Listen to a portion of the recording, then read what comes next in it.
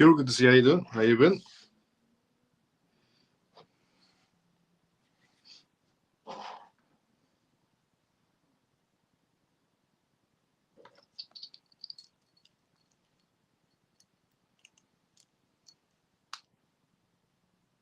Oh, finally.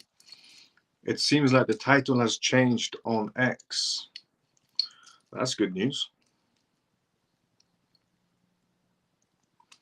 It finally says 142, episode 142, instead of 127 that it keeps on saying. So it seems like Restream fixed the issue. Let's go.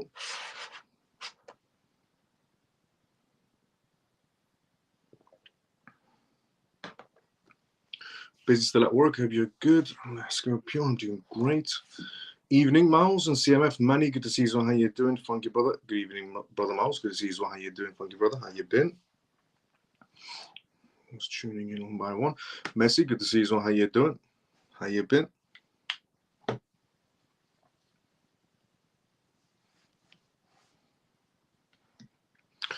How are you, brother? I'm doing great. How you doing, funky brother? Hi, brother. Come on, good to see you. How you doing? How you been?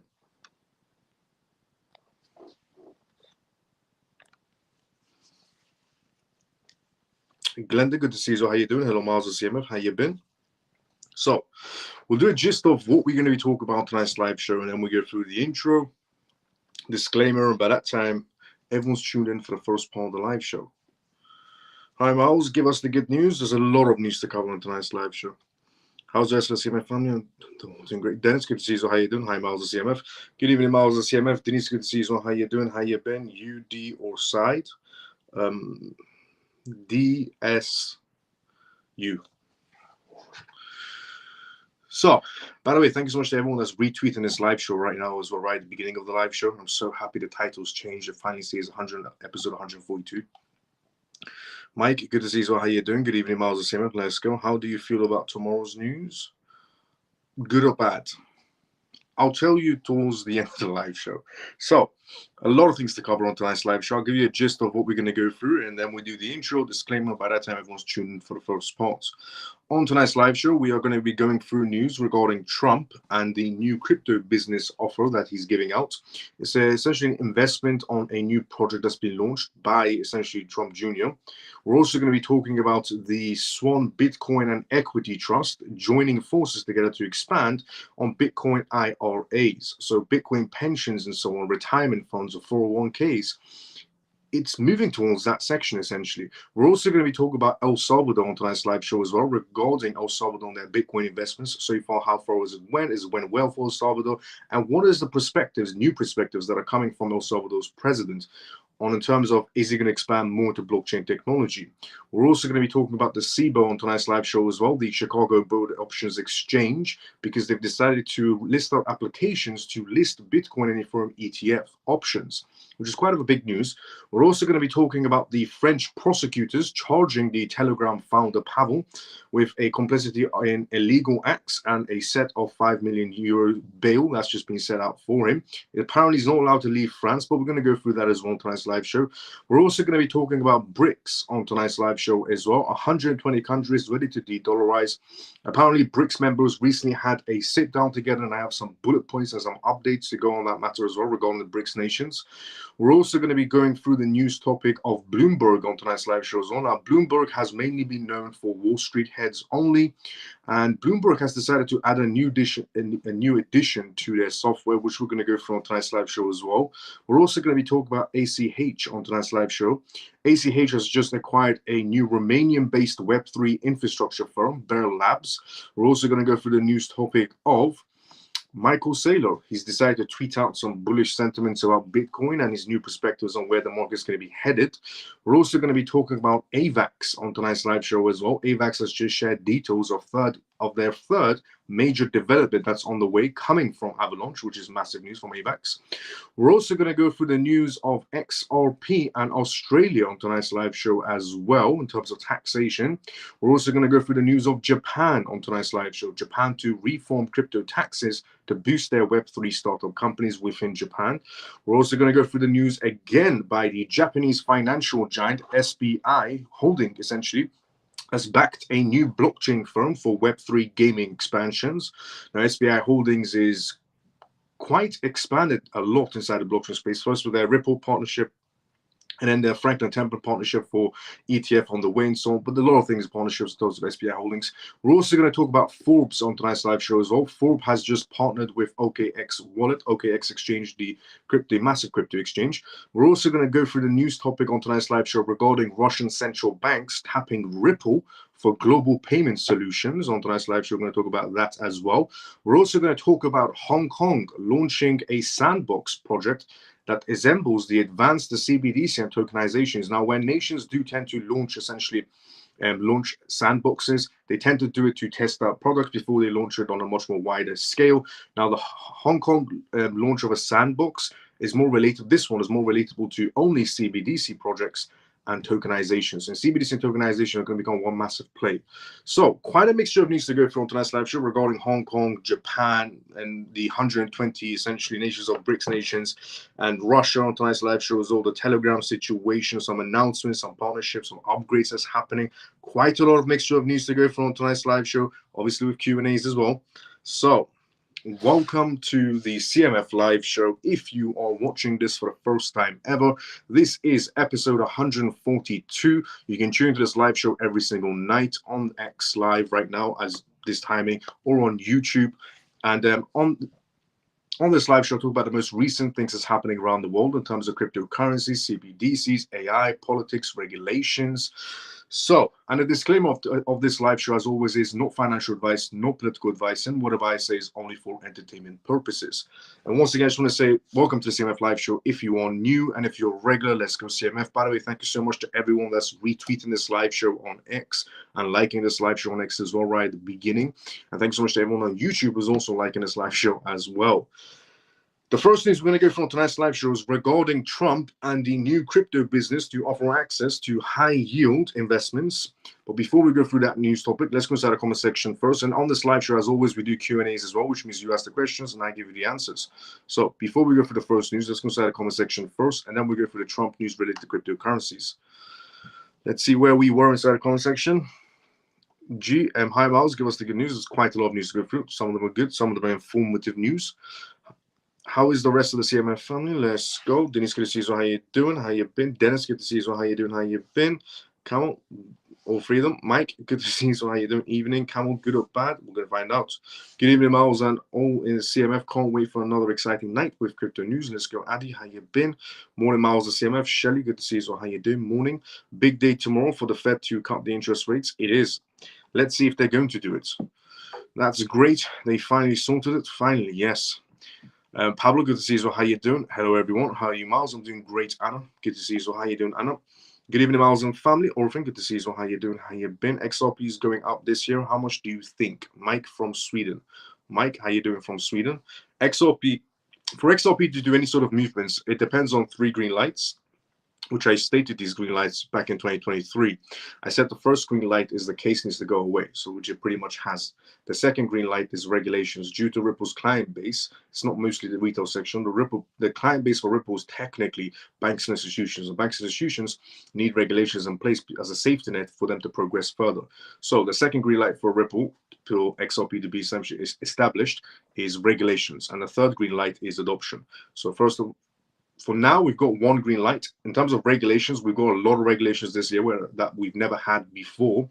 And there's still the 3rd green light left as well in terms of adoption. So if it gets those 3 green lights, the sky's the limit pretty much. But it needs those 3 green lights before it makes any movements. Hi, Miles, and all CMF. Good to see you as well, JP. How you doing? Unless it gets an ETF, then the 3 green lights wouldn't matter much. But obviously, they'll still matter in terms of cross-border payments.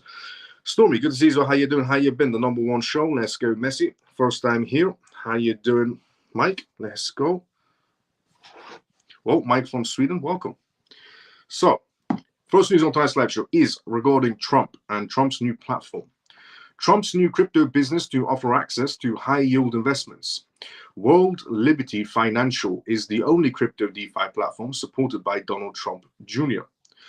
According to the homepage, the metadata, former US President Donald Trump's mysterious new crypto business plan to offer access to high-yield opportunities, according to a clue embedded in the website for the project called World Liberty Financial. The metadata on worldlibertyfinancial.com says the only crypto DeFi platform supported by Donald J. Trump will connect users to decentralized finance's best tools for secure, high-yield crypto investments. It calls on users to join the financial revolution today. A trademark filed for World Liberty Financial in mid-July also points to an association with the DeFi. The lawyer who filed the trademark papers, Alex, confirmed to CoinDesk on Thursday that the trademark relates to Trump crypto venture and directed further inquiries to the press office associated with worldlibertyfinancial.com. Trump and his son, Eric, have been teasing World Liberty Financial as the Republican presidential candidate's latest foray into the fourth NFT collection in a bid to repeat his previous $1 million succession in terms of selling crypto collectibles in terms of NFTs. He's also separately promising to make the US the capital crypto of the planet if he's elected. I do believe for a fact, if Trump was elected, that he will definitely make the United States the capital in terms of cryptocurrencies. And there's a lot of jurisdictions aiming to become a capital hub for cryptocurrencies, but Trump, I could definitely see it as well, pushing for that agenda as well, which is great. Becoming a blockchain capital, without a doubt, it's great for innovation. So, in terms of their new platform, is, for example, someone like me going to be going for their platform? Well, I'm intrigued about this new platform that Trump is essentially, not Trump, well, his son is launching. I'm very intrigued on this matter of, the Trump family launching a blockchain project. They're very pro cryptocurrencies and so on. Am I going to go head first into this project? No, I'm going to treat it just like any other project. I'm going to read it from the top to the bottom, find out what's really going on with this project. If it is genuinely something that I'm going to be interested in, I will definitely mention on this live show, and I will say this project in my eyes is good because of this and this and this. I can't say those things right now because I haven't seen the official PDF documentations of what the project wants to exactly achieve and how they're going to achieve it and where their backings are coming from. Once I get those informations, then I will clearly give my opinion on the matter of, do I think it's a good idea or not? But I'm going to treat it just like any other project that I see. Celebrity projects don't tend to do quite well, to be fairly honest. Now, Trump is an exception in this matter because he is going to become, or has also become, a president before. So let's see how things go when they do launch the project officially. But I'm going to keep my eyes on it, and maybe it could be a great project and so on. So we'll see on that matter, because I was asked the question of, would I go into this project? And no, I don't jump into any project head first without doing full-on research and data analysis before I do any sort of movement. So I'm going to treat it just like any other project. But I love the idea of the Trump family coming out with a crypto project, especially to go against the banking systems and so on. But I really want to see what they come up with first and read the PDFs before I give my opinion on the matter. So, going to the next news on tonight's live show is regarding Swan Bitcoin and Equity Trust joining forces to expand Bitcoin IRAs. Swan Bitcoin is partnering with Equity Trust Company to offer enhanced Bitcoin individual retirement accounts. So the idea of, essentially a 401k account being on Bitcoin or pension funds going towards Bitcoin has started quite a while ago. A lot of jurisdictions are doing that in terms of pension funds being invested into company shares that are blockchain companies. In terms of Coinbase, for example, South Korea, one of South Korea's biggest pension funds, has been investing into block shares, or essentially Coinbase shares. They've been investing into BTC ETFs in terms of BlackRock and Fidelity and so on. This isn't a new idea or a new concept, but it is an idea and a concept that is being expanded quite a lot, with this new partnership. So Swan Bitcoin is partnering with Equity Trust Company to offer enhanced Bitcoin individual retirement accounts.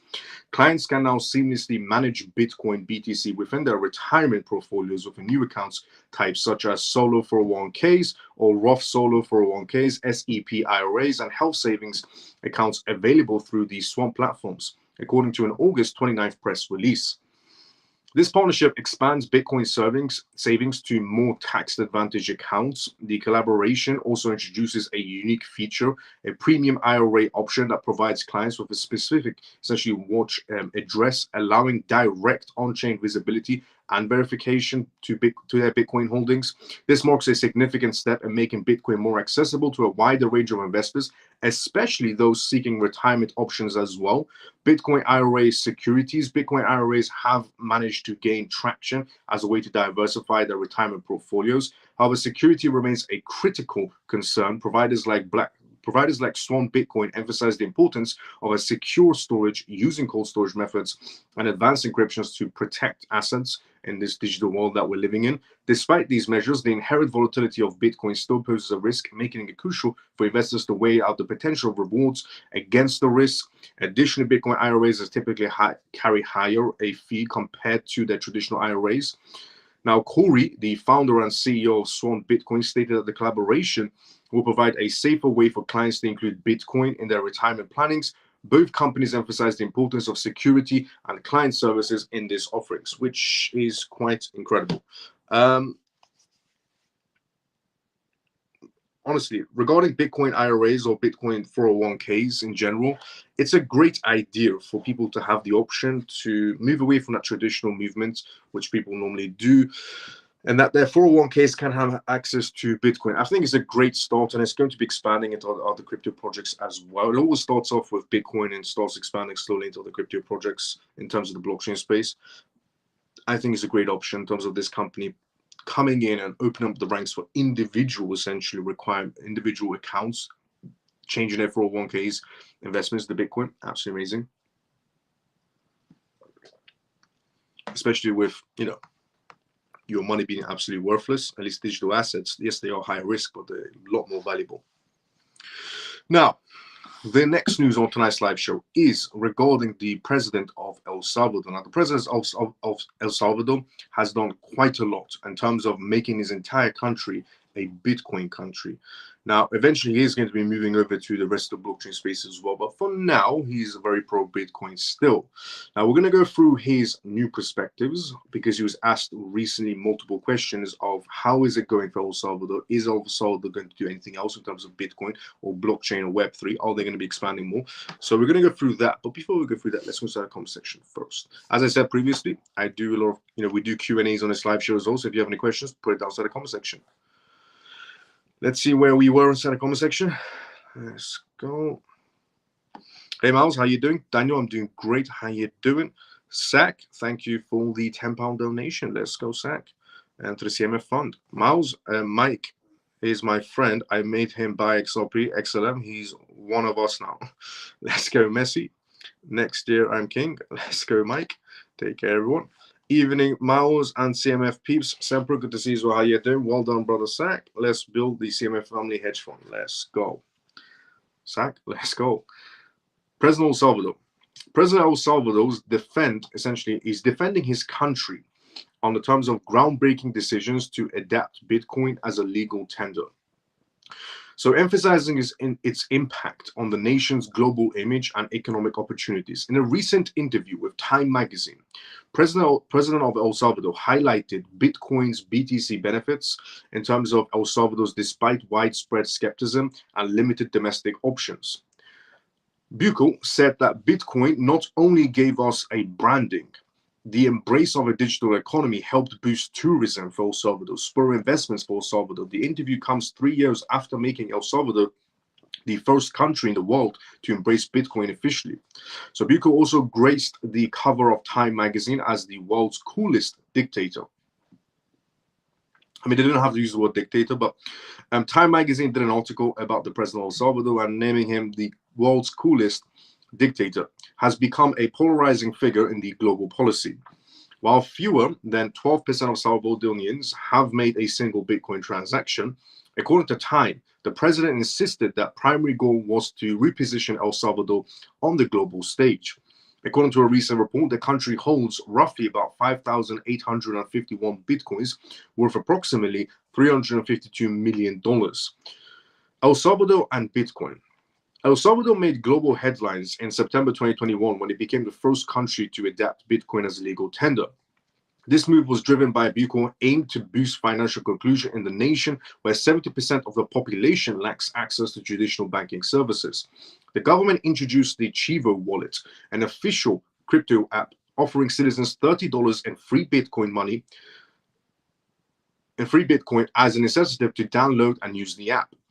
Despite these efforts, widespread adoption was limited, with many early users not engaging the app correctly in transactions after spending initial bonus.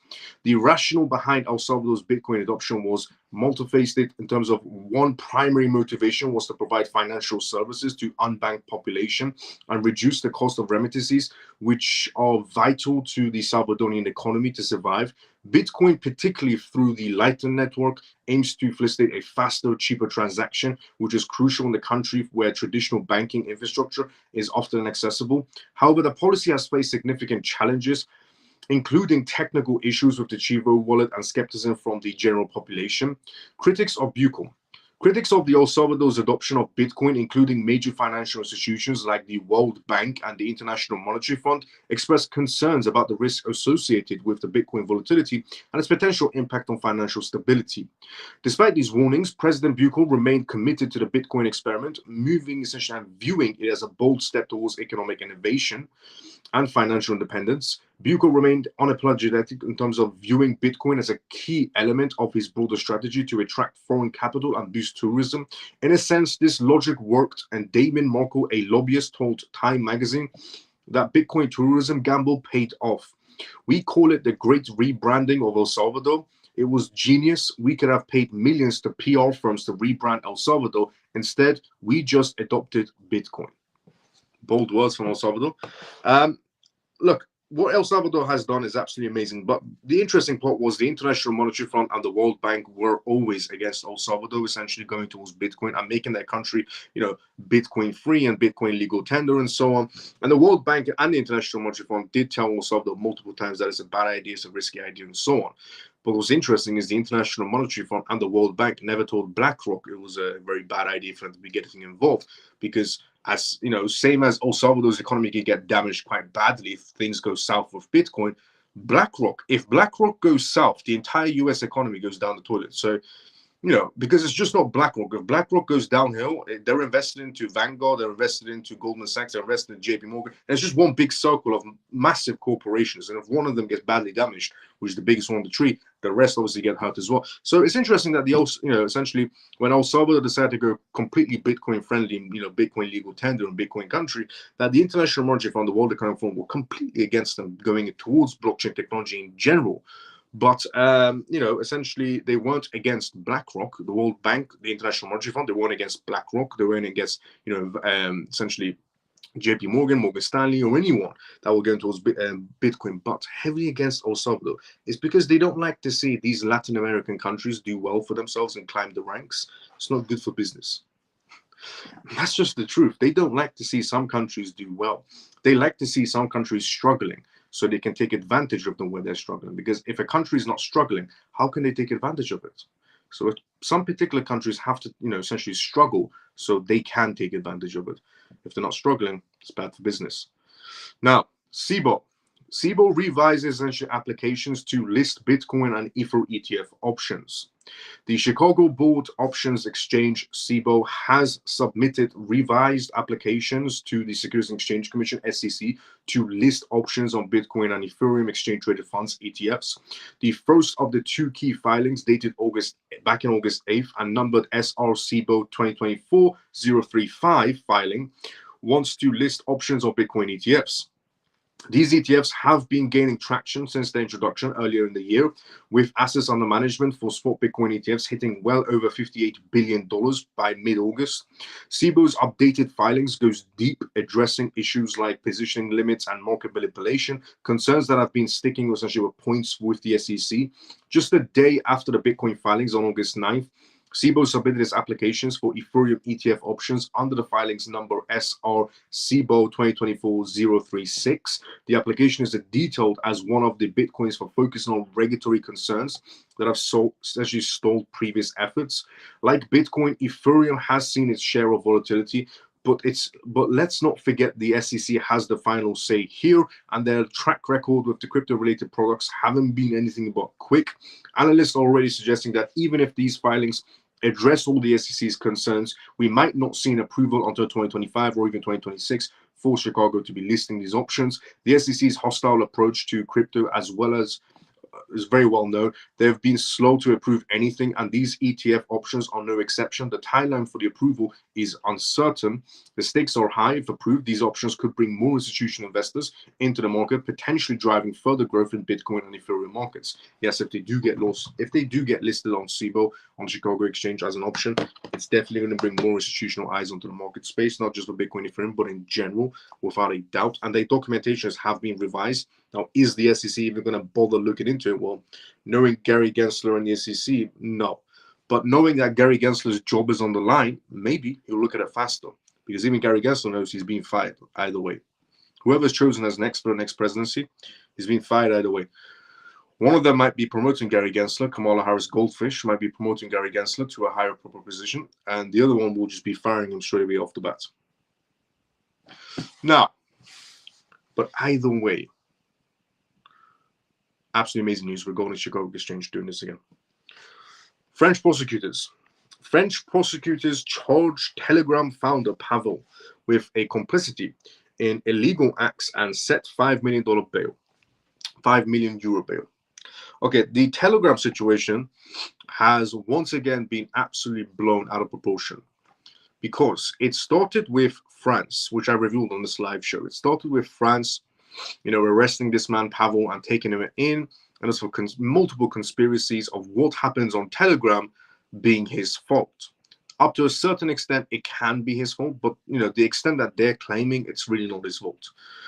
Now, putting that to one side, so we had France arresting this man, and then we had Russian hackers hacking French government agency websites, bringing them down, and they wanted Pavel free, the founder of Telegram.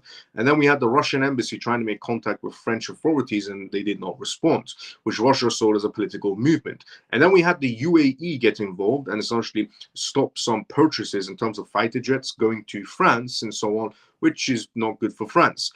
And then we had India also starting up a case against Pavel as well. Maybe that India is also going to be delisting Telegram platform as well.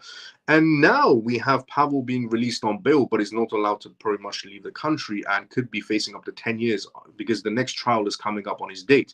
And also on top of that, we have South Korea also thinking about, just like India, to remove the Telegram app from their platforms. So, French prosecutors charged Telegram founder Pavel with a complicity in illegal acts and a set of €5 million bail. And there's also something else as well, that they're also claiming that, from all the Telegram conspiracy theories that apparently Pavel has done, to add on top of all of the countries that are trying to delete the Telegram app from the app stores and Google Play stores, to add more on top of that, apparently, there's a separate lawsuit on Pavel, not related to Telegram at all, but a lawsuit where apparently he did something to a female, which we're going to go through now. So Telegram chief Pavel was spending his Thursday out of bail after 4 days of detention in France, banned from leaving the country as he faces a possible trial related to his illegal content carried on his messaging app. Russian-born Pavel, dressed in black and wearing essentially dog glasses, walked briskly out the Paris court's house, and his car was waiting for him outside to be arrived, and after being charged but not allowed to go free on the judicial supervisions.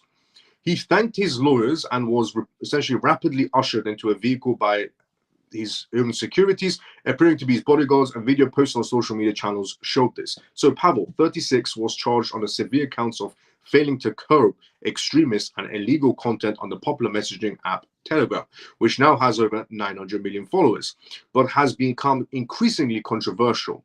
His lawyer, David, said it was absurd to suggest that Pavel could be implemented for any crimes committed on the app, adding that Telegram complies in all respects with European rules concerning digital technology. In Moscow, the Kremlin spokesperson, Dmitry, warned France against turning the case into a political prosecution, emphasizing he is a Russian citizen and we will be watching what happens next. The charges concern alleged crimes involving organized group, including complicities in administration of an online platform to enable illicit transactions. This charge could alone essentially could see him jailed for 10 years is what they're suggesting for the founder of Telegram on his trial date coming up. They're saying that he could be charged for up to 10 years and fined €500,000 if convicted. Pavel has also been charged with refusing to share documents demanded by authorities, as well as essentially the dissemination in organized groups of images of PDFs. Now, I can't say the actual word on here due to regulations of these platforms that I'm using to do this live show, but PDF. So apparently Pavel was also involved and is being demanding, essentially the French authorities are demanding Pavel to hand over some images of PDFs. Now, as well as drug trafficking, fraud, and money laundering. The Paris prosecutors said that the French judicial authorities, pedophiles or whatever you want to call it, but I can't say the word on here. The Paris prosecutors said that the French judicial authorities had been made aware of the near total absence of response from Telegram to request from the authorities and had first opened up the investigation back in February 2024. The next step will be for the case to be sent out to trial. Separately, this is what the interesting part is, because this other case just randomly came out of nowhere. So we know that there's a case on Pavel and there's a case on there's a case on Telegram, which is related with Pavel because he's the one leading Telegram, and that Telegram has been going through multiple conspiracies, and that's why Pavel is arrested. Apparently, something else to add on top, there's a separate case that's opened up for Pavel. So Pavel, the essentially founder of Telegram, is also being investigated on a suspicion of a serious act of violence towards one of his children while he and an ex-partner, the boy's mother, were in Paris. She filed a criminal complaint against Pavel in Switzerland last year, which has just resurfaced today. The tech Mongol founded Telegram as he was in the process of quitting his native Russia as a decade ago, following a dispute with his authorities related to an ownership of his first project, the Russian language social networking VK, which is still operating until this day, but with a different name. The figure, who rarely speaks in public, Pavel is a citizen of Russia, France, and United Arab Emirates, where Telegram is based. Forbes also magazine estimates his current fortune at $15.5 billion. Though he proudly promotes the virtues of his life of, essentially including ice baths and no alcohol drinking and coffee. He's a very athletic person, essentially. But special procedures. Numerous questions have been raised about the timing and circumstances of Pavel's detention, while supporters seeing him as a freedom of speech champion, while his detractors paint him as a menace who allows anything to happen on Telegram and to get it out of control. Okay, regarding this whole Telegram situation and Pavel situation, it is going to be impacting. I mean, the Ton ecosystem, they've been trying to push Ton higher and higher, trying to show support for Pavel. They're trying to support the Ton ecosystem and so on, and they don't care that he's being arrested because they know that he will become free. Now, multiple issues on that scenario, which is, these are the multiple outcomes that could play out. First outcome. So I said before, when he was arrested and he was supposed to be released on the 29th, which essentially did happen, I said that there are multiple outcomes. And I said that one outcome is he pays a small fine, a slap on the wrist, and he gets to come out.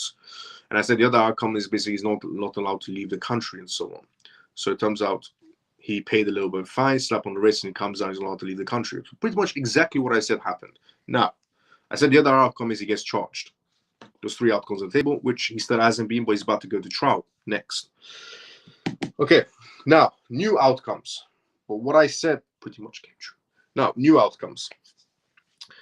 Regarding him and the Ton ecosystem, the Ton community can only essentially prep up as much as they can and support him, which I admire. I admire when a crypto community comes together and, it realizes the project's too amazing to let go. And that nothing's going to stop them in their way. To add all on, on top of this, India is on the verge to be essentially deleting this app from their platforms, from like Google Play Store and Apple and App Store and so on. India is on the verge of deleting their app. They've mentioned it once or twice. in this last 2 days. And today, South Korea has mentioned it as well, that they want to, essentially put a stop to Telegram as well. That Telegram is getting out of hand, and there are too many illicit activities and images being essentially handed over in Telegram that shouldn't be, especially of people who are underage. And so there's that issue as well. A lot of countries are trying to stifle and remove this app from the Play Store. There's also the other issue that a separate case on him has just been resurfaced about him hitting his own child and apparently causing violence on him and so on, and it was sued by the mother of the child. So that case has just resurfaced, and I don't know if that case is true. If that case isn't true, that's way out of my scope, or if that case was ever true or not. But what's not good is, if all of these are, essentially the conspiracy situation on essentially Telegram and him, that we can tell that, they're trying to just pin everything on him. And it's because he really didn't show any sort of moderation on Telegram. There was none. On Telegram, you can pretty much get away with anything if they're not being looked into. And also, a lot of people don't know this, but in 2018, the Telegram app was removed from the Apple Store for 1 day only. And it was a warning from Apple to Telegram back in 2018 that Telegram needs to change their policies and protect users on Telegram from illicit imageries and so on and so on of underage people. So Apple did send a warning once to Telegram back in 2018, where they fully removed their app for 1 day as a warning, and Telegram straight away added some new policies and they were relisted the next day. But it was the first ever warning from Apple of being removed, and Apple wasn't joking. They removed them for 24 hours before putting them back on. So the chances of Telegram being removed from an app store or Google Play Store, can it possibly happen? Yes, it already happened once. So the chances of it happening again is a possibility. Depends, though. It depends how willing is Pavel to communicate with the French authorities. How willing is he to change policies and bring some sort of, policies that controls Telegram users from sending certain imagery of underage people and so on. So if he's willing to cooperate with the French authorities, is what I'm trying to say, then Telegram will never be removed from app stores, and Telegram can still operate, and Ton can still operate, and so on. So that's one outcome. If he starts communicating with the French authorities and is willing to cooperate, then, pays a fine, gets to leave. Fully gets to leave. Not pay a fine on bail, can't leave the country, and so on. That's a bit of an issue. Outcome number 2, he doesn't cooperate whatsoever. He couldn't care less to be cooperating. This just becomes a long year battle, and it's just going to stifle.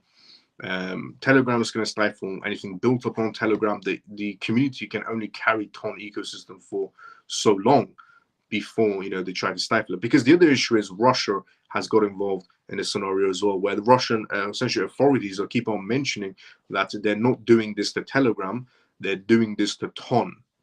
So Russia on one side, the embassies on one side are saying this is a political issue. It's got nothing to do with Telegram. On the other side, Russian authorities are also saying that they're trying to stifle Ton. Russia is suggesting that the West is trying to stifle Ton. The Western corporations and the Western governments are trying to stifle Ton, the crypto project. And it's got nothing to do with Telegram. But they know if they go after him, then the other one gets impacted as well. So there's that issue as well. So the best option for him would be to cooperate and pay a fine and get out. Because trying to go up against these people is a losing battle. Many have tried and everyone has failed. It's not many have tried and a few people, were able to escape the ranks. No. Many have tried and everyone has failed. It doesn't matter if you're a millionaire. It doesn't matter if you're a billionaire. It doesn't matter if you're a trillionaire.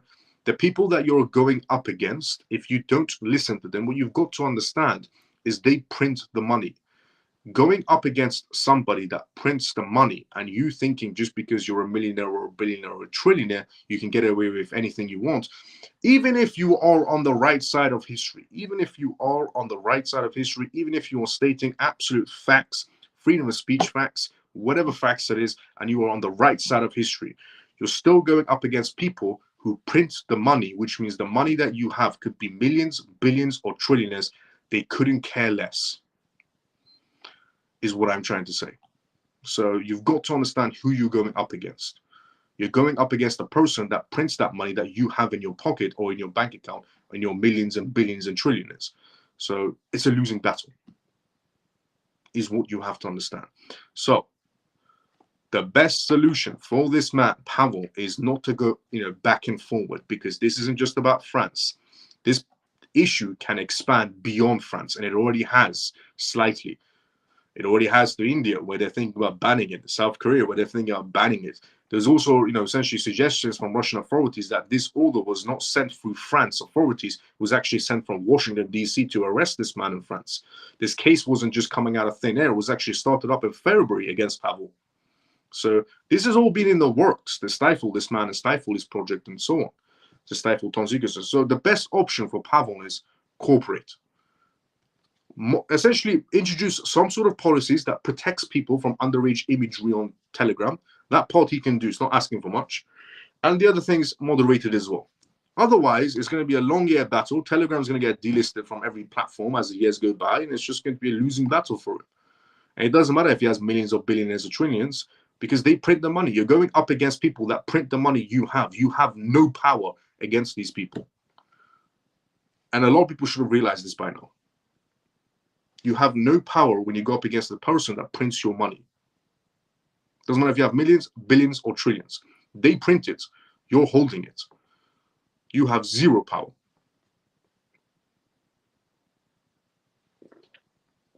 And I said this before as well, that this is obviously bigger. The crypto space is a lot more bigger than just the retail section as it was in previous years. We're now talking about the most major essentially corporations in play. We're talking about, BlackRock. We're talking about Standard Chartered Bank. We're talking about HSBC. We're talking about JP Morgan. We're talking about Vanguard. We're talking about essentially Fidelity. I mean, the list, Franklin Templeton. I mean, the list of corporations inside the blockchain space is massive, and they're not going to let some, unknown person climb the ranks with his ton crypto projects without giving a piece of the pie away. That's all it's about. It's just about giving some piece of the pie away. You give a piece of the pie away, they'll let you do anything you want.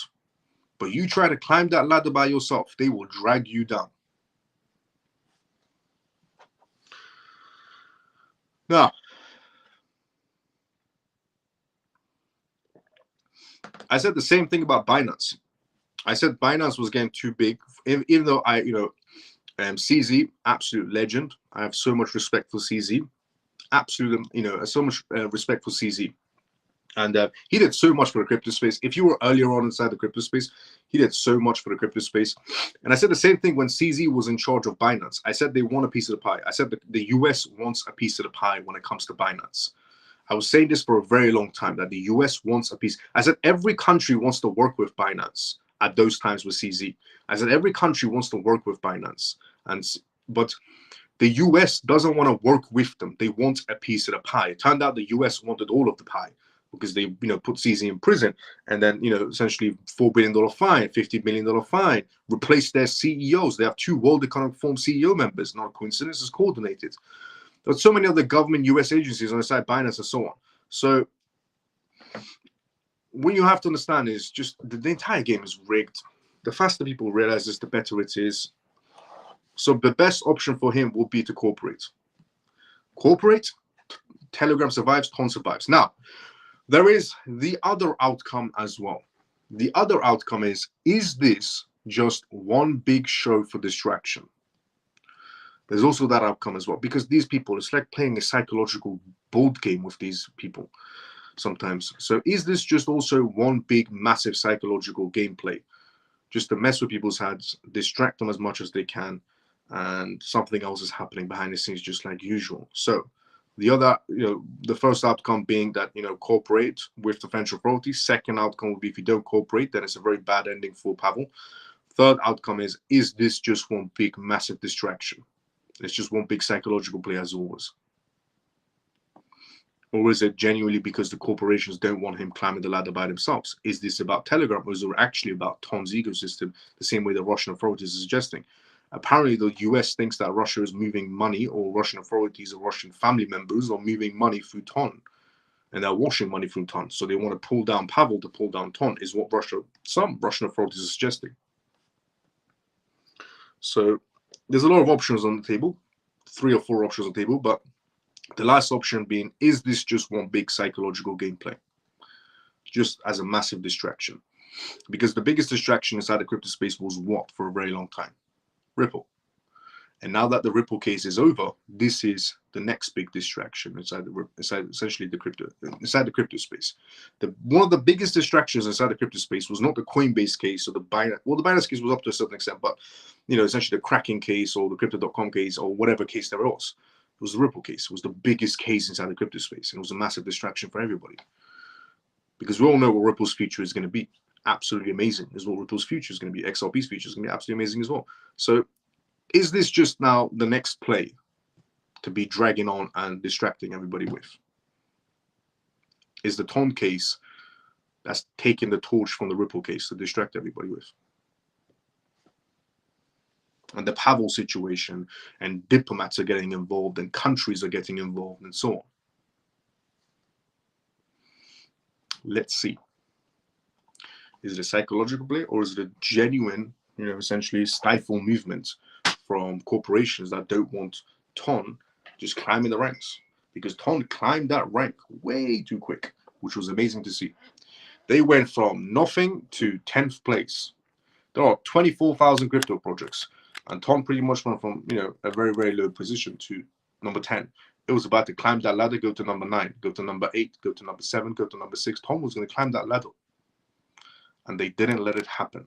They waited and waited and waited until it reached number 10 before it dragged, essentially before tried to stop it in its tracks.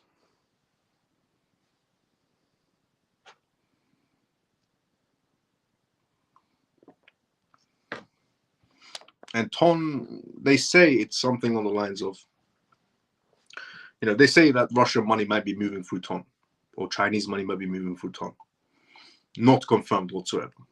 But is that the reason why the other corporations don't want to climb the ladder too quick? Because the top 10 projects, you've got to realize this as well. The top 10 projects, there's actually a lot of institutions in play. I mean, just in Bitcoin itself, we talk about a list of institutions holding on to Bitcoin, a list of institutions holding on to Ethereum and building on Ethereum, a list of institutions essentially, because we're not talking about some, essentially normal crypto space retail section holding cryptocurrencies. No, we are actually talking about a major institutional play that's happening.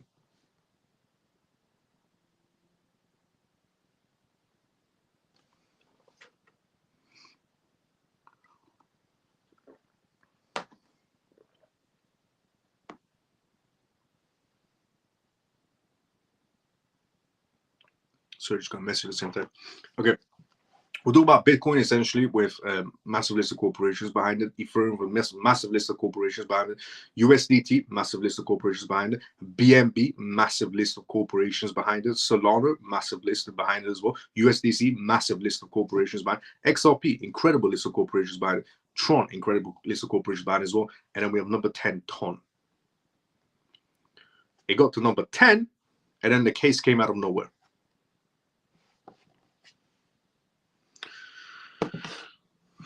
Just some things to consider. Because they could have brought this case anytime.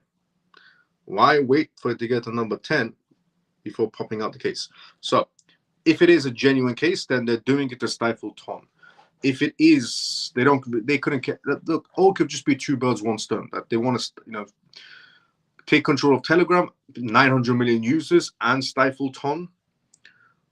And if it isn't a genuine case, then it's just one big, massive psychological play.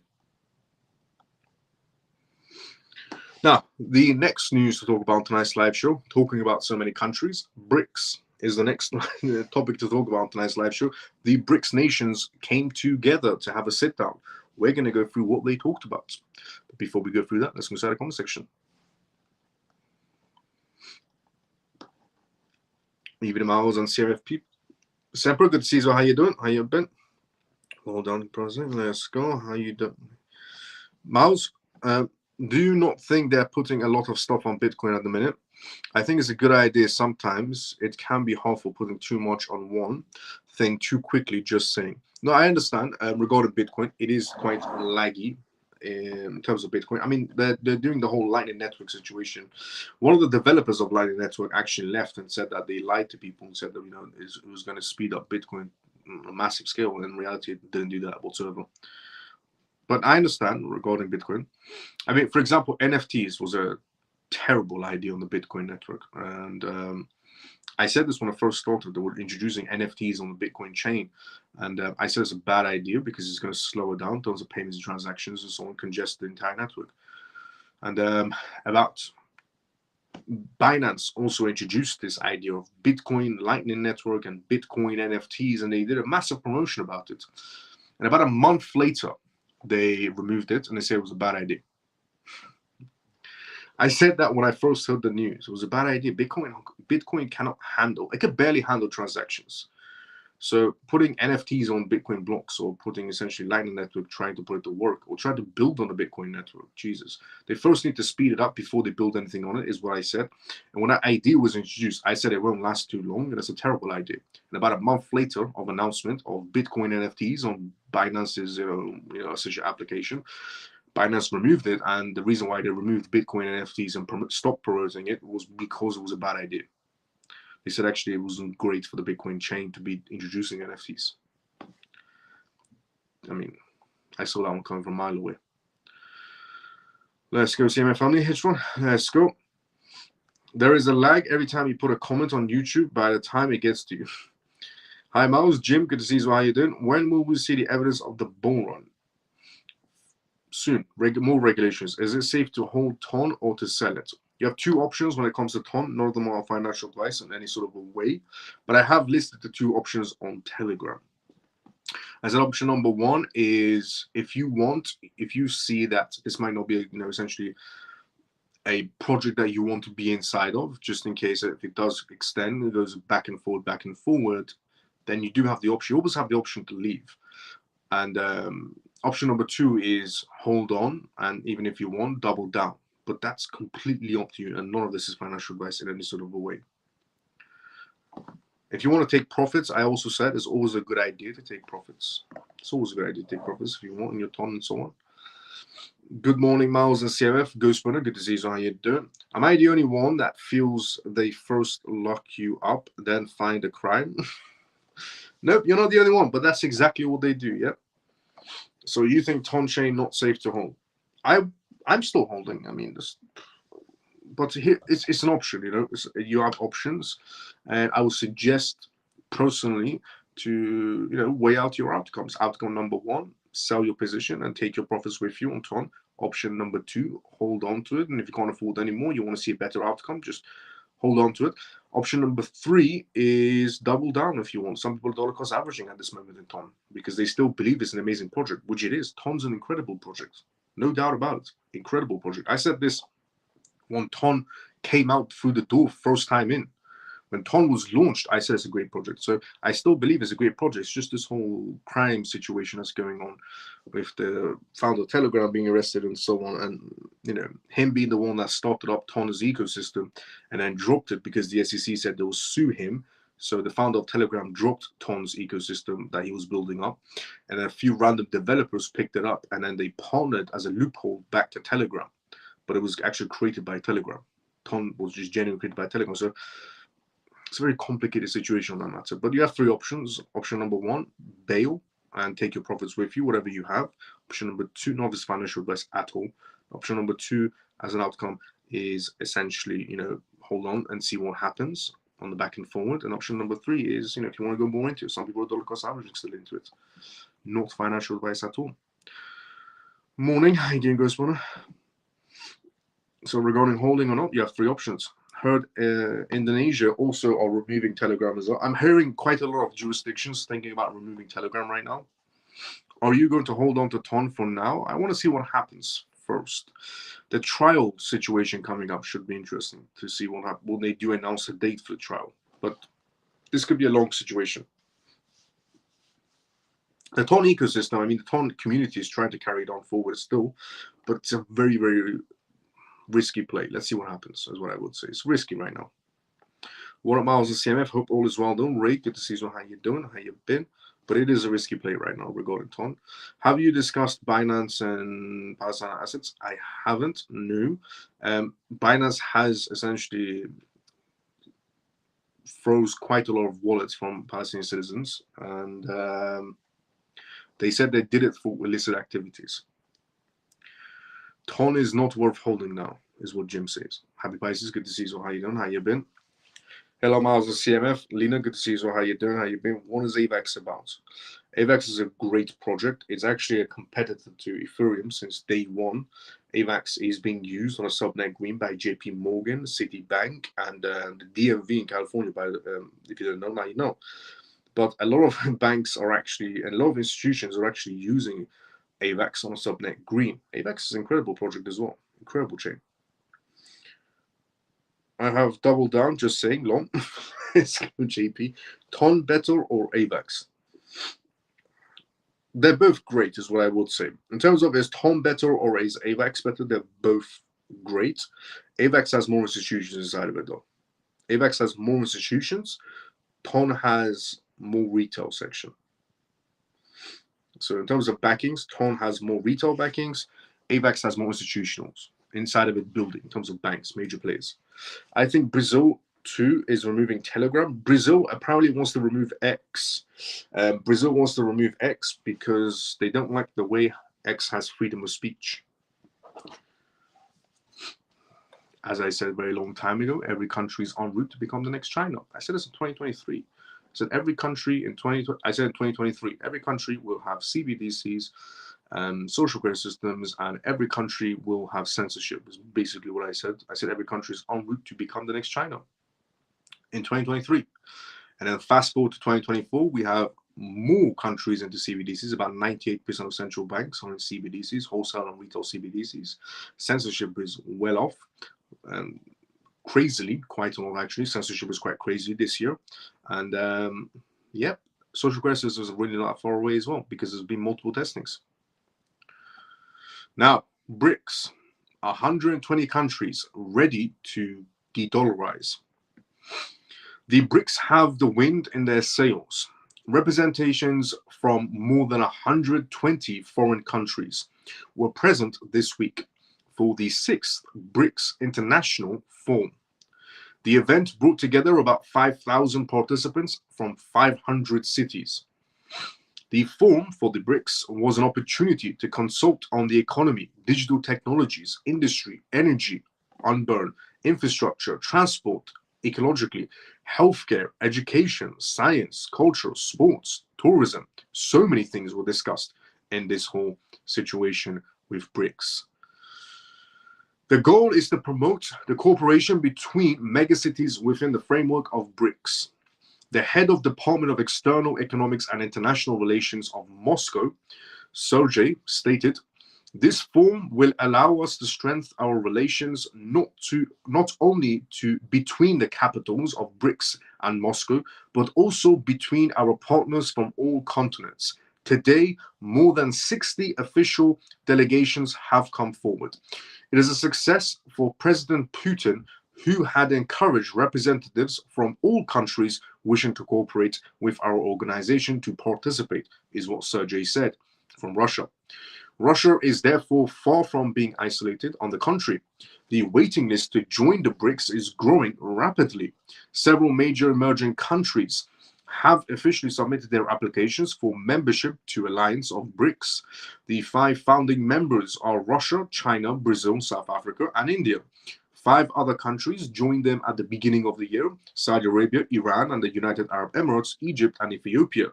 This expansion adds to the weight of the main oil exporting countries from the Middle East. It has strengthened relations with Iran and recoiled essentially it with Saudi Arabia as well, their neighbor. Algeria, Vietnam, Indonesia, Turkey, Pakistan, Malaysia, Nigeria, Thailand, Venezuela, Kazakhstan, Cuba, Palestine, the Democratic Republic of Congo, Gabon, Bangladesh, the Kingdom of Bahrain, Belarus, Kuwait, Senegal, and Bolivia are also on the list of countries to join BRICS. An anti-imperialist alliance. It is rumored that Russia will announce in October the creation of a group of a partner of countries. It will be a sort of an antechamber to the BRICS club. Each member country must provide a list of 10 countries from 33 countries requesting to join the BRICS alliance. The principle is that the 10 common countries can become partner countries. This reinforcement will not be insignificant since the BRICS actively advocate for reform of the United Nations Security Council and the abandonment of the imperial currency, the dollar. Joining the BRICS means accepting currencies other than the dollar and connecting new international payment systems. It's about addressing what we consider an unjust and costly, essentially, payment system, said the South African Minister of Foreign Affairs. According to Deputy Foreign Ministry Sergey, an alternative to the Western SWIFT payment system could be unveiled at the next summit in Kazan. Moreover, Russia will launch on September 1st a platform enabling large Russian companies to settle their exports and imports in cryptocurrencies. This good surprise parallels Donald Trump's endorsement as well of crypto and Bitcoin and so on. Crypto is an absolute stateless and essentially unsourceable store of value that the world needs to trade on equal forms. It appears to be obvious currency of the world without monetary privileges. The American president seems to understand this. Obtaining cryptocurrencies or Bitcoin today at low prices seems smarter than starting a third world war. It would start a war for nothing. It's too late. The BRICS are already too heavy. BRICS versus the G7 countries. The BRICS have major demographics and economic weight. They represent nearly half of the world's population, 46% compared to a little less than 10% for the G7, United Kingdom, Canada, Japan, United States, Germany, France, and Italy being G7. The global GDP share of the BRICS is now 35% compared to 30% for G7, knowing that G7 shares was 42% 20 years ago. Some projections suggest that the BRICS GDP share will be 50% by 2050 compared to 20% for G7 countries. According to the Bank of France, the heritage of the BRICS club and the low trade integration among them limit the group's ability to influence global trade and international monetary systems. Behind this facade discourse, the West leave no stone unturned to hamper the BRICS. Freezing of Russian foreign exchange reserves, 300 billion euros. Disconnection from the SWIFT network for Russia. An embargo. Prohibition customs duties are 100% on the import of Chinese electric vehicles to the United States, 38% to Europe. As I also read out that there is a tariff war going on right now with essentially the EU and essentially China and Canada got involved as well to put more pressure on China in terms of tariffs. And then there's the other issue of embargo on machines used to manufacture semiconductors. The US doesn't want to sell high-grade AI technology to China. They want to give them the scraps for their AI builds. And then there's the external rights to sanctions multinationals continue to trade with embargoed countries like Iran or Russia. And then any other country basically that wants to trade with Iran or Russia is also going to get sanctioned as well. Hence why Russia wants to start using cryptocurrencies and pass legislations for it. Also why China's about to reopen their doors to cryptocurrencies as well soon.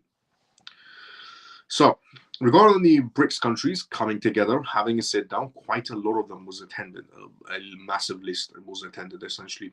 I mean, 120 foreign countries were present this week for the 6th BRICS National, essentially, Forum. The event brought together 5,000 participants from 500 cities, which is quite massive. And then there's the other list of countries that want to join, essentially, the BRICS nations. The countries that have already applied so far to join them is, Algeria, Vietnam, Indonesia, Turkey, Pakistan, Malaysia, Nigeria, Thailand, Venezuela, Kazakhstan, Cuba, Palestine, the Democratic Republic of Congo, Gabon, Bangladesh, the Kingdom of Bahrain, Belarus, Kuwait, Senegal, Bolivia, and the list just goes on. The amount of countries that are listing to, it's just go against the US dollar and the US dominance and so on, and the G7 dominance. Yeah, it's not really looking good for the Western side.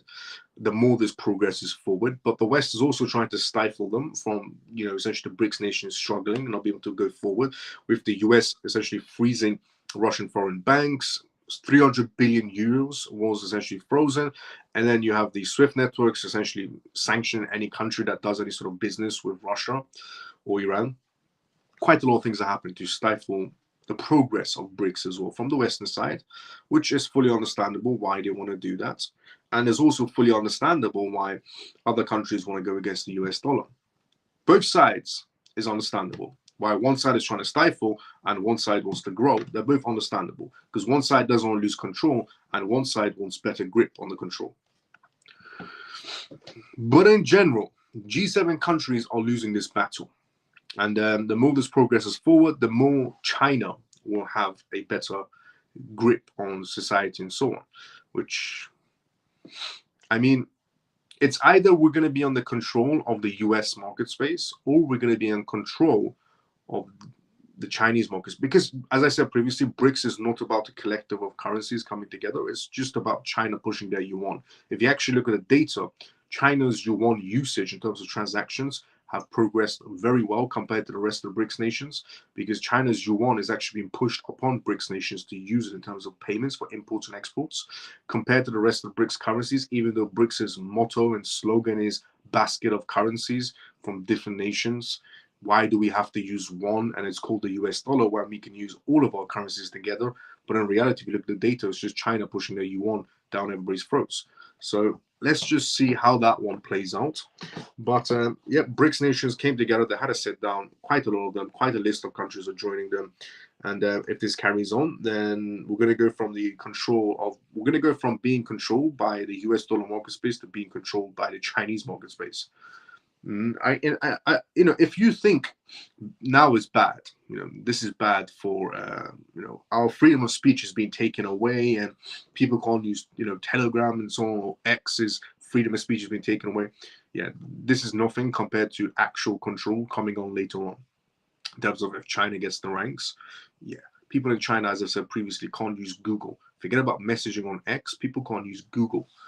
They can't use a search engine in China. And you think it's a big issue, with X, which is bad, freedom of speech and so on. I completely understand this. And X, amazing. Elon Musk, amazing for giving us freedom of speech.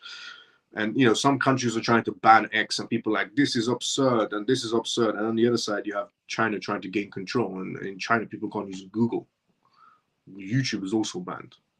Basic websites are banned because it goes against their policies. If anybody speaks bad against the Chinese government, it's pretty much the end for you. Hence why you see a lot of Chinese people always being very proud of where they're from, because nobody dares to speak the other way. But again, let's see how things play out. And also, all of these nations, these BRICS nations, they're obviously going to be going into CBDCs. And at the end of the day, they're also at the same dinner table, the Bank of International Settlements. The Bank of International Settlements is actually behind this whole role of pushing for CBDCs.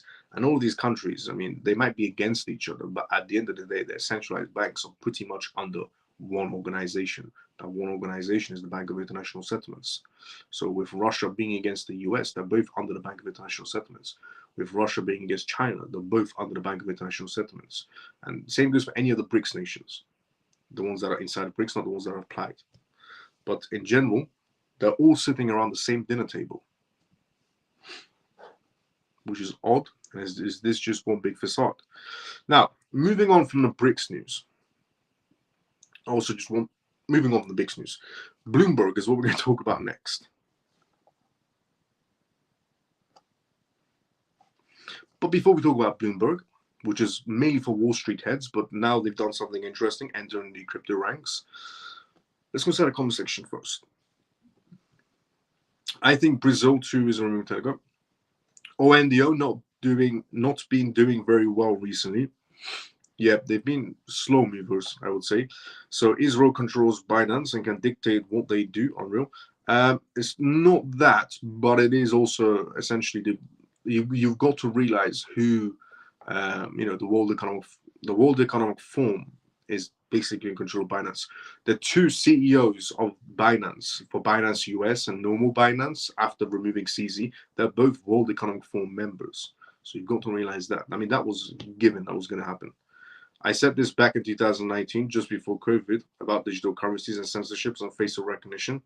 All of that, it's not a conspiracy as it slowly is being implemented. It's all facts. Yep, real Degen, absolute facts. I said that as well. Will they be utilizing XRP or their contracts? Well, interesting that you asked that question. I've got a particular news I wanted to leave for the ending of tonight's live show because we still have a lot of news to read out. We have so much news still to go through.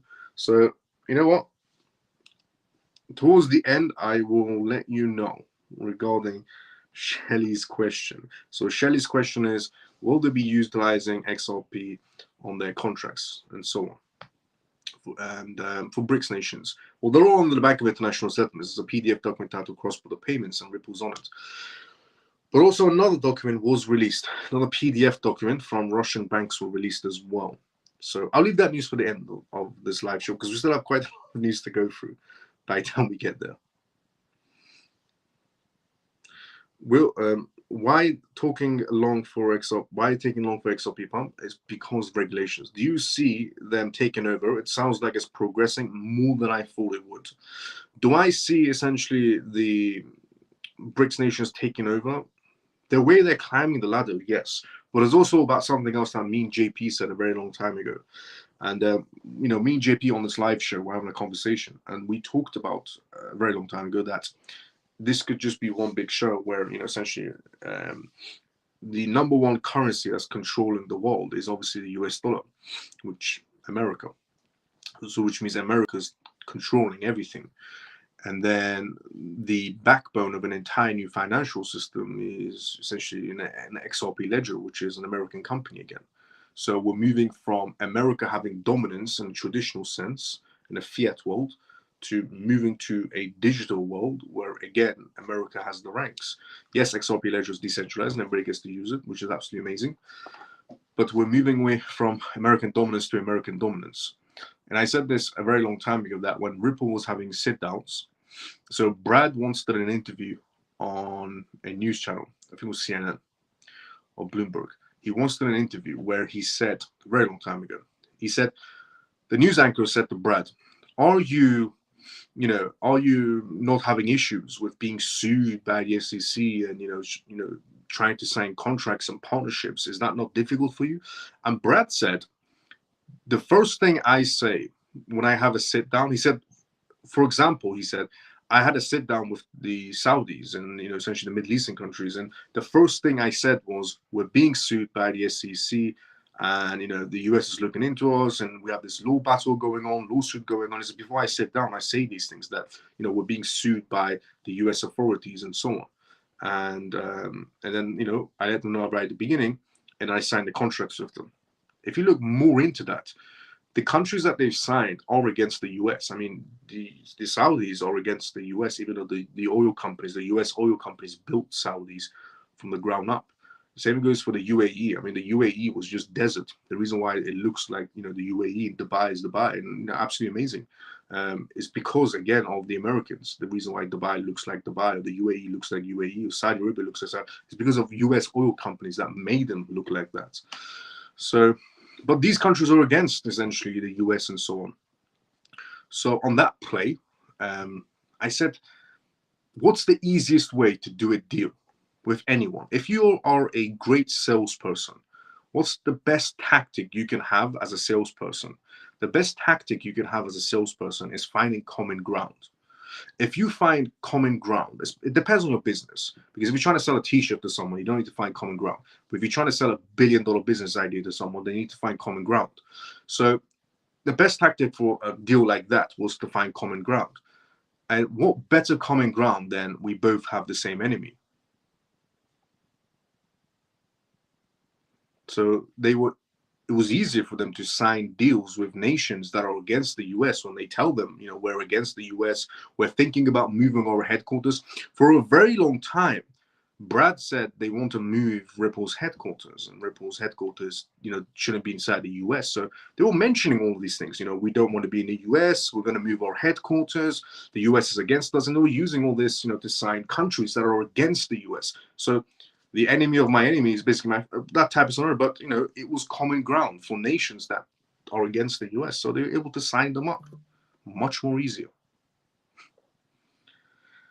So it's what we were talking about as well, very long time ago, me and JP. And then, interesting enough, when the case came towards the end, Brad said he's not moving Ripple's headquarters. Ripple's headquarters is staying inside the US, even though it was supposed to be moved. Which, look, everything they pulled, let me just put this out there as well. Everything that Ripple did, good.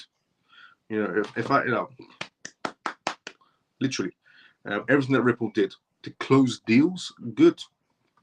Smart is what I would say. Very intelligent move. Find common ground, sign them up. Find common ground, sign them up. And then when everything's done and dusted, they've spent years building on it and spending a lot of money and research and times. And then you get to that stage where, you start lifting them one by one, where you go, we're not going to be moving our headquarters. We're going to stay in San Francisco and so on and so on. So whatever they did to get those deals done and find common ground, good. It was all one big play, because they're moving away. The entire world is moving away from US dominance, from the US dollar, to XRP ledger dominance, basically. And what is XRP ledger? American.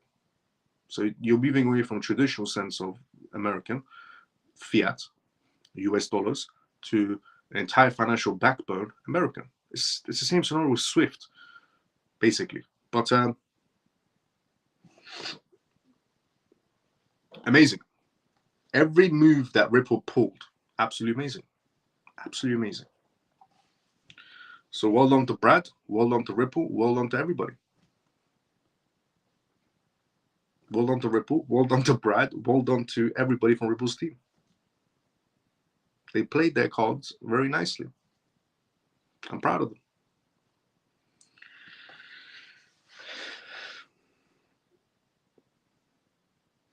How can you be good guy when you... Messi? I think you're going off topic here. Just like we talked about a year ago, it was a fantastic play. Yep, it was. It was actually a fantastic play. Now, Bloomberg adding Polymarket election data to terminal. Bloomberg is always well known for Wall Street heads. I mean, it's the number one place to go for any Wall Street person is Bloomberg. I mean, they all have memberships towards Bloomberg. They use Bloomberg in these massive firms that do trading in Wall Street. So Bloomberg has done something interesting, which is adding Polymarket election data to their terminal that massive Wall Street firms are paying monthly for, which some of their packages are incredibly expensive. Bloomberg LP, the financial data and news service, is adding election odds data from crypto betting platform Polymarket to its terminal, so Wall Street heads can have a see as well. Michael, Bloomberg's chief economist for financial products. The integration highlights the growing importance of prediction markets in analyzing political trends and election odds. It underscores the increasing adoption of Web3 by traditional financial institutions. Bloomberg features Polymarket odds for the United States presidential election outcome alongside data from other prediction markets as well, such as Predictil and pooling services, according to the Post. Bloomberg's terminal is the world's most popular institutional financial data platform, which is FACS. It controls approximately 1/3 of the market share for financial data services, according to Wall Street Prep. It has approximately 350,000 subscribers globally. Polymarket is a blockchain-based prediction market built on the Polygon network. It allows users to create and bet on a variety of event outcomes and use transparent on-chain data and smart contracts to facilitate trades and payouts. Polymarket has emerged as the go-to platform for tracking real odds on the outcomes of US elections. With monthly trading volumes for August approaching $450 million, according to Dune Analytics, A total nearing $760 million has been bet on the outcome of the November 4th US presidential election on the platform.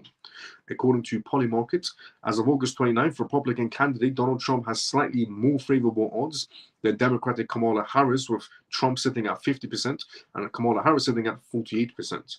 Polymarket faces challenges with rivals such as Solana's based Drift Protocol's bet platform, which surpassed Polymarket in daily trading volume for the first time in August 29th. According to an ex-post by Solana Focus News account Solana Floor, in August, Polymarket bettors accurately predicted that independent presidential candidate Robert F. Kennedy Jr. would exit the presidential race before September 2024. Odds surged from 8% to upwards of 90% ahead of RF Kennedy Jr.'s August 23rd speech, during which he suspended his presidential bid. So, Polymarket, which is known for crypto betting, which was also a platform that Senator Elizabeth Warren, that bitter old person, Senator Elizabeth Warren, wanted to ban essentially Polymarket, because she said she sent a letter. Senator Elizabeth Warren, with a few other greedy people, sent a letter to the SEC and the CFTC to ban Polymarket, because they said it's incredibly tasteless to be betting on politicians in terms of elections. And I said, why not? Politicians are like racehorses anyways. I mean, they all have sponsorships all over them. They're like Formula One cars, politicians. They have sponsorships all over them. So why not bet on them like Formula One? Which it seems like Bloomberg has taken it a step further and listed on their terminal. And Bloomberg is used by massive institutional players. So it's putting eyes on the blockchain space. I mean, Polymarket went from this unknown small trading betting app in the side of crypto space to now being listed on Bloomberg's terminal, which is crazy to think. I mean, BlackRock uses Bloomberg's terminal. Any major institutional player uses Bloomberg's terminal. So it's crazy to put essentially that on the map. It puts more eyes on the crypto space. Now, Alamici Pay, ACH, acquires a Romanian-based Web3 infrastructure firm, Beware Labs. So ACH has just now essentially brought out a Romanian firm to have a more wider reach in Romania. And another reason is for Blast. Now, Blast is another ecosystem that's doing quite well for itself. But ACH seems to be taking a page out of Ripple's book to get licensing much more faster, just start buying out companies. So ACH has acquired Beware Labs, the Romanian-based blockchain infrastructure platform and application programming interference service provider. Web3 infrastructures platform ACH disclosed this acquisition in an August 29th, highlighting the Beware Labs growth trajectory and suite of blockchain infrastructure and API services as addition that will help ACH execute its product roadmap. Path to expansion into Europe. According to ACH, acquiring Romanian-based Beware provides a path for essentially ACH's expansion into Europe. The company's presence in Europe, which leads the overall regulation of crypto via its MiCA regulation rules, also offers the pathway to entry into other market spaces. Europe is also a growing force in the Web3 market with a talent pool that ACH can tap into through Beware Labs' footprint, the firm added. While ACH will take over Beware business, with the essentially expectation is that the deal will not impact respective companies' customers, and operations will continue as normal for Beware Blast API and blockchain validator businesses and integrations into essentially Alamici Pay product suite set to occur in the coming months. So this company will operate as just like usual, and ACH will add their own products into it these coming months. So INFRA token. Notably, ACH seems it will not take over the INFRA protocol. The INFRA token powers the Beware essentially ecosystem, including the Blast staking protocol. The token is available on Ethereum, AVAX, and Multiverse X, and so on. Blockchain has a total supply of 100 million and a circular supply of over 4.4 currently. His announcement of Beware said his team will be stepping away from its role as the product's core contributors. The proxy that sends API requests to protocols has been essentially decrypted. And if you participate in the testnet, and the related tokens will continue to vest, but you may cease your participations in the protocol as there will not be any further rewards. So Beware Labs has just been overtaken by ACH. Now, is this an indication for anybody to go towards the other token that essentially is a part of this business deal? No, none whatsoever. For me, it's always just going to be ACH. I couldn't care less. Essentially, what I do care about is ACH expanding into Europe by acquiring other companies. That's amazing. And they've taken a page out of Ripple's book, which is essentially just acquire companies that already have licensing, makes your life 10 times easier. But regarding this other token that that's a part of this deal, I couldn't care less about your token. But if anybody wants to look into it, INFRA token. But what I care about is ACH. ACH doing better and so on. So if I had a choice of this other token or ACH, I'm going for ACH all day long. But amazing news either way, because ACH has just expanded its footprint into the EU even more with this new business. Now, MicroStrategy. Each day I grow more bullish. MicroStrategy CEO speaks out on Bitcoin. Many participants inside the crypto market have become accustomed to the MicroStrategy CEO Michael Saylor's post regarding Bitcoin. As a well-known and prominent of the first cryptocurrency, essentially, Michael Saylor regularly publishes posts on social media accounts reiterating his bullish stance on assets. Sometimes they are serious and contain some crucial information about Bitcoin. Other times, however, they are more likely memes and just bullish statements about Bitcoin. The most recent one example fits the latter category. In it, Michael Saylor, apparently using artificial intelligence, essentially decided himself in front of a famous Wall Street bull and accompanied the picture with the caption, "Each day I grow more bullish," with the B being the Bitcoin logo. However, Michael Saylor's words are backed up by his actions. They are definitely backed up, as MicroStrategy is already one of the largest holders of Bitcoin to date, with 226,500 Bitcoins worth $13.68 billion. This is definitely not the end of the buying from the tech company's side. And as September approaches, we can expect a new purchase announcement from Michael Saylor and his company very soon on acquiring more Bitcoin. So, Bitcoin or MSTR? Now, MSTR being MicroStrategy's essentially ticker for their stock. Meanwhile, Bitcoin is up 2.7% today, market pushing it back above the 60,000 per Bitcoin and then going back down a little bit. The key price level was lost for some time recently after Nevada's report of disappointed traders.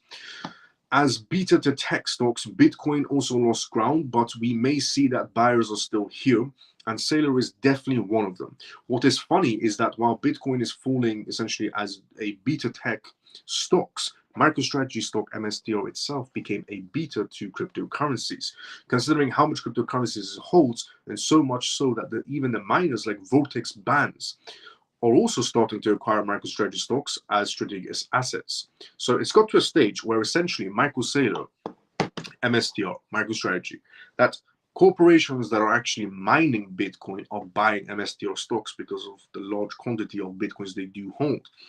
And it seems like Michael Saylor is getting ready for his next purchase coming next month. So if you thought that the corporation spending is going to be ending on Bitcoin, not anytime soon will be the answer. MicroStrategy is getting ready for their next purchase in September for a large amount of Bitcoin. Now, moving on to the next news. Avalanche. Avalanche shares details of their third major development. This month, Avalanche shared details of its third major development after two big announcements. The newly announced ecosystem support program represents the latest step by Avalanche team to closely gap the competitors. So what are the details essentially about this matter? So it's called Avalanche and Infra Build. The name of the support program might sound interesting. It seems they wanted it to be cool, using names like Infra Build with the quotations, as it's used for functions and classes and program languagings. It was initiated to support these who contribute to the network's development. The Avalanche Foundation aims to directly support developers with this initiative program. The Infra Build program is designed to enhance the Avalanche ecosystem by funding infrastructure projects that improve user and developer experiences. The direct and milestone-based essentially reactive grants, and with the program aims to attract top-tier talent and build a developer community dedicated to advancing the Avalanche network. There are many layer 1 and layer 2 and even layer 3 networks or different kinds of new things. Although the number of networks essentially offering smart contract infrastructures is increasing daily on Avalanche, most investors are interested in the tokens or prices of these protocols or networks. However, Avalanche aims for long-term growth and seeks ways to bring developers to the Avalanche network to expand in shares in their smart contract space. The goal of Avalanche's foundation is to produce products in such as bridges, wallets, virtual machines, RPCs, indexes, token engineering, and many others are things that are coming to the Avalanche chain. This way, large companies and users can use the Avalanche network alongside strong competitors like Ethereum. So AVAX is essentially launching their third platform, their third essentially build, which is massive for developers. It's going to bring quite a lot of developers on board, makes life 10 times easier for building, which is going to be easy for them to get more retail section or even more institutional players, because they already do have a list of institutions on AVAX's subnet Green. Now, the next news to talk about tonight's live show, because that's still amazing news on AVAX launching that idea. The next news we're going to talk about tonight's live show is regarding XRP and Australia. Before we go through that news, let's go to the comment section first. By the way, this is a live show, which means if you have any questions, put it down in the comment section. We are live on YouTube and X, as always, and this is episode 142. We still have a lot more news to go through as well, but that's the next news we're going to go through, XRP and Australia. See where we were, just like we talked about a year ago. Yep, fantastic claim. We went with Ripple beats full value 2025 regulations, 3 green lights, and it's pretty much good to go. Why do people hate? I can't answer that question. Well, have I asked anything wrong, Jim? No, you haven't asked anything wrong. No, mind your business. Will ACH be long-term player and have growth matching XRP and XLM, etc.? Yes, Jim, it will. It will have incredible feature of itself. I mean, XRP, incredible feature, XLM, incredible feature, XDC, incredible feature, ACH, incredible feature ahead of themselves. And HBAR is also in the same league in terms of financial products. Great. What is AVAX C-Chain subnet Green? Is that different than AVAX? No, it's not different than AVAX, but it's the carbon neutral one. Same chain, just carbon neutral. Now, XRP. XRP on ATO website. Crypto tax rule and gift debit cards. So it seems like the Australian tax authorities have essentially listed some regulation policies for Australian citizens in terms of taxation of cryptocurrencies. It also seems like that the Australian government website has used XRP as an example for taxing cryptocurrencies. So let me explain. The Australian tax authorities have recently updated their guidelines, and anybody can go and see this on their own website. They've actually said these words, but Australian tax authorities have recently updated their guidelines in terms of cryptocurrency transactions involving gift cards and debit cards. The new rule clarifies how capital gains tax, CGT, applies to various crypto-related transactions. So, first, using crypto to acquire a gift card triggers a CGT event. Regardless of whether the gift card is denominated in Australian dollars or cryptocurrencies, the capital proceeds equal the market value of the card at the time of acquisition. And in terms of, for instance, if someone buys a gift card, worth $100 using cryptocurrencies initially valued at $50, they acquire a capital gain of $50. Additionally, loading or topping up a gift card with cryptocurrencies also constitutes a CGT event. Here, the capital proceeds equal to the amount of which the cards available in terms of balance are increased. For example, if a person adds $2,000 to their credit cards or their debit cards by transferring cryptocurrencies, the capital proceeds are $2,000. A particular example given on the ATO website was a case study. So the Australian government website used a particular case study as an example of taxation for cryptocurrencies. Now, they could have chosen any cryptocurrency. They could have chosen the one that normally gets chosen on, to be listed on public websites or government websites, which is Bitcoin. On the public eye, what's normally chosen is Bitcoin for any example, but on PDFs is a different story. So Australia decided to use XRP. Everybody can go and see this on the Australian government website. So a particular example given at the ATO website was a case study in which a gift card was valued in XRP. The example features a person named Olivia who brought a guitar with a gift card with a balance of 500 XRP. Olivia paid $400 for the guitar. However, the coin's price dropped to 0.95 from $1 at the time of purchase. The price drop left Olivia with a capital loss of $20 and a remaining balance of 100 XRP on her gift card. The Australian Tax Office ATO has included XRP in its example to illustrate these rules. XRP is used as an example directly on the Australian government website. This underscores that the relevance of these guidelines to widely used cryptocurrencies. It was an interesting play for Australia's government website to be using, explaining taxation and then using XRP from 24,000 crypto projects. They chose XRP to use in terms of explaining taxation processes and capital gains and so on, and use XRP as the example.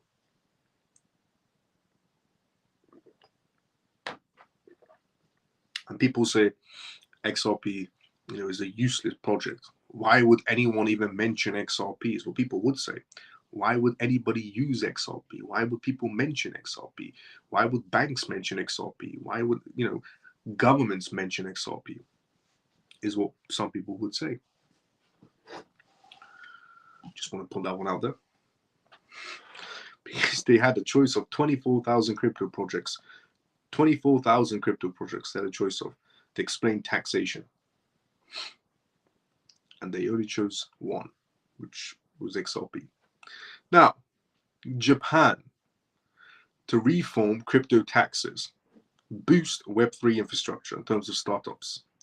The Japanese government, but honestly, and I will list the Australia government website on the Telegram group of this live show. Japan to reform crypto taxes, boost Web3 startups. Speaking on topic of taxes, now moving on to Japan. The Japanese government, under the leadership of Prime Minister Fumio, has unveiled plans for significant tax reforms. Japan aims to support Web3 startups and simplify regulations for cryptocurrency activities. As announced essentially at the WebX 2024 conference in Tokyo, this highlights their commitment to leveraging blockchain technology for societal and economic developments. WebX 2024, a platform for change. The WebX 2024 conference served as a pivotal platform for Japan's leaders to outline their vision for the future of Web3 technology. Prime Minister Kishio emphasized essentially the role of blockchain as a foundational technology, as a role of foundational technology for solving issues. He outlined the government's plan to implement tax and legal reforms that will facilitate the fundraising for Web3 startups, create a supportive environment for using Web3 tokens, and rejuvenate Japan's content industry through blockchain innovation. Key discussions on tax reforms.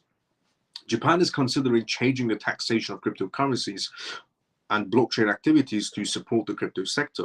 The proposed changes include shifting from taxing crypto incomes to incomes essentially at rates as high as 55% to flat capital gains at 20%. This change aims to encourage more investors to participate in the crypto losses against other incomes. The panel also discussed treating certain crypto assets as capital gains, recognizing their role as both investment tools and payment methods. So what Japan is essentially trying to do is quite good for innovation, without a doubt, in Japan. Coming out of Tokyo, making this bright announcement, coming from their prime minister as well, is a big shout out. It could have came from anybody, from a CEO or a director of a company, which would be positive. But coming from a leader of a country, much more positive. They want to bring more innovation in terms of blockchain innovation, Web3 innovation, and so on into Japan. They want to start supporting Web3 projects, and they're getting their taxation laws in place, which is basically the first initial steps is taxation law, and then everything else just flows through. So what Japan is doing, absolutely amazing. It's definitely showing massive amounts of progress coming out of Japan. Now, also on the topic of Japan, Japanese financial giant SBI Holding backs Oase blockchain for Web3 gaming expansion. Japanese financial giant SBI Holdings has made an undisclosed investment in Oase, a blockchain network focused on Web3 gaming that with an aim of boosting the liquidity of its native token. According to a press release from Oasis team, the funding will help it provide support for multiple projects and stakeholders that have joined its platform as validators and collaborators. They also noted that it will facilitate the development of the numerous blockchain games that are scheduled for a release later in 2024. SBI's Holdings new partnership is going to be coming out with multiple games by the end of 2024, which will be interesting to see. Now, Quito, the representative director, chairman, president, and CEO of SBI Holdings, emphasized that OASO is a highly promising project and its firm is committed to expanding the use cases of blockchain technology through this collaboration. OASO had previously partnered with SBI Group on several initiatives, including listing OAS token on SBI's VC trade back in May 2023 and integrating the SBI NFT market. This new partnership and our funding are expected essentially to speed up the growth of Oasis ecosystem, strengthening connections with content and gaming tokens on the blockchain. Rio, representative director of Oasis, emphasized the importance of essentially securing adequate fundings and liquidity for their upcoming game releases. He stated, partnering with SBI Holdings is crucial for our success and growth. As a leading venture capital firm inside the US and major player inside the Chinese exchange market, SBI Holdings is perfectly positioned to support Oasis given its promise as one of Japan's largest financial markets or corporations. Notably, SBI Holdings has been aggressively expanding its foothold on the Japanese crypto industry. It recently partnered with an asset management giant, Franklin Templeton, to establish a cryptocurrency exchange-traded fund ETF management company. The two firms signed a Memorandum of Understandings, MOU, on July 26 with SBI Group holding 51% stake and Franklin Templeton owning 49% as well. This joint venture could pave the way for crypto ETFs in Japan through the country's financial services agency yet to be approved, such as financial products. Okay, regarding this whole SBI Holding venture, there's a new project coming out of SBI Holdings. Now, everybody should know by now who SBI Holdings is inside the crypto space. If you don't, definitely go and check them out. They are basically Japan's BlackRock. So go check out SBI Holdings. SBI Holdings has multiple partnerships. One of the biggest ones they have is obviously with Ripple, where they also have a subsidiary, SBI Holdings Ripple. The other partnership that I have going on right now with Franklin Templeton as well, massive news I revealed a while ago. But this one is also quite interesting. So if you are inside the crypto space and you are all about the gaming industry when it comes to the crypto space, which will become a massive space as we progress through this digital world. So if you are inside the gaming space of the blockchain space, if you're all about gaming tokens and gaming projects, well, SBI Holdings with this company is about to be releasing multiple games by the end of this year. Now, they also do have their own token as well, which not available for sale right now at all. And but their token is essentially on the lines of, it's called OAS tokens. Now, I don't know if it's going to be for institutions or retails for the time being, but it has to be for retails because it is a gaming, and I'm not sure if anybody from Japan's corporation is going to be sitting around playing games at their desk in their office. So I'm guessing it is for the retail section because they're releasing multiple games coming out by the end of the year. So their OAS token and so on, their chain, their token, I will keep everybody updated on this live show because it is a major partnership. SBI is their partner, which is crazy to think about it. SBI going into the gaming industry like this. So I will keep you updated on this live show as long as you tune in every single night. You never know, you get an update about SBI Holdings and their new venture in the gaming and their new token with their new partner. Now, next news on tonight's live show is Forbes. Forbes partners with OKX Wallet to introduce Legacy Pass NFTs for enhanced community engagements. Forbes, an American business magazine, recently announced a partnership with OKX Wallet, representing an important, essentially, advancement in integrating Web3 technology with conventional media.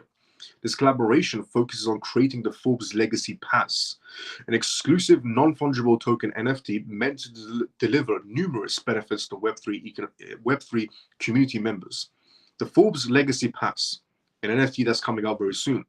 An Ethereum-based NFT offers its holders a unique access to high-profile real-life events and a voice in the Forbes Web3 initiative.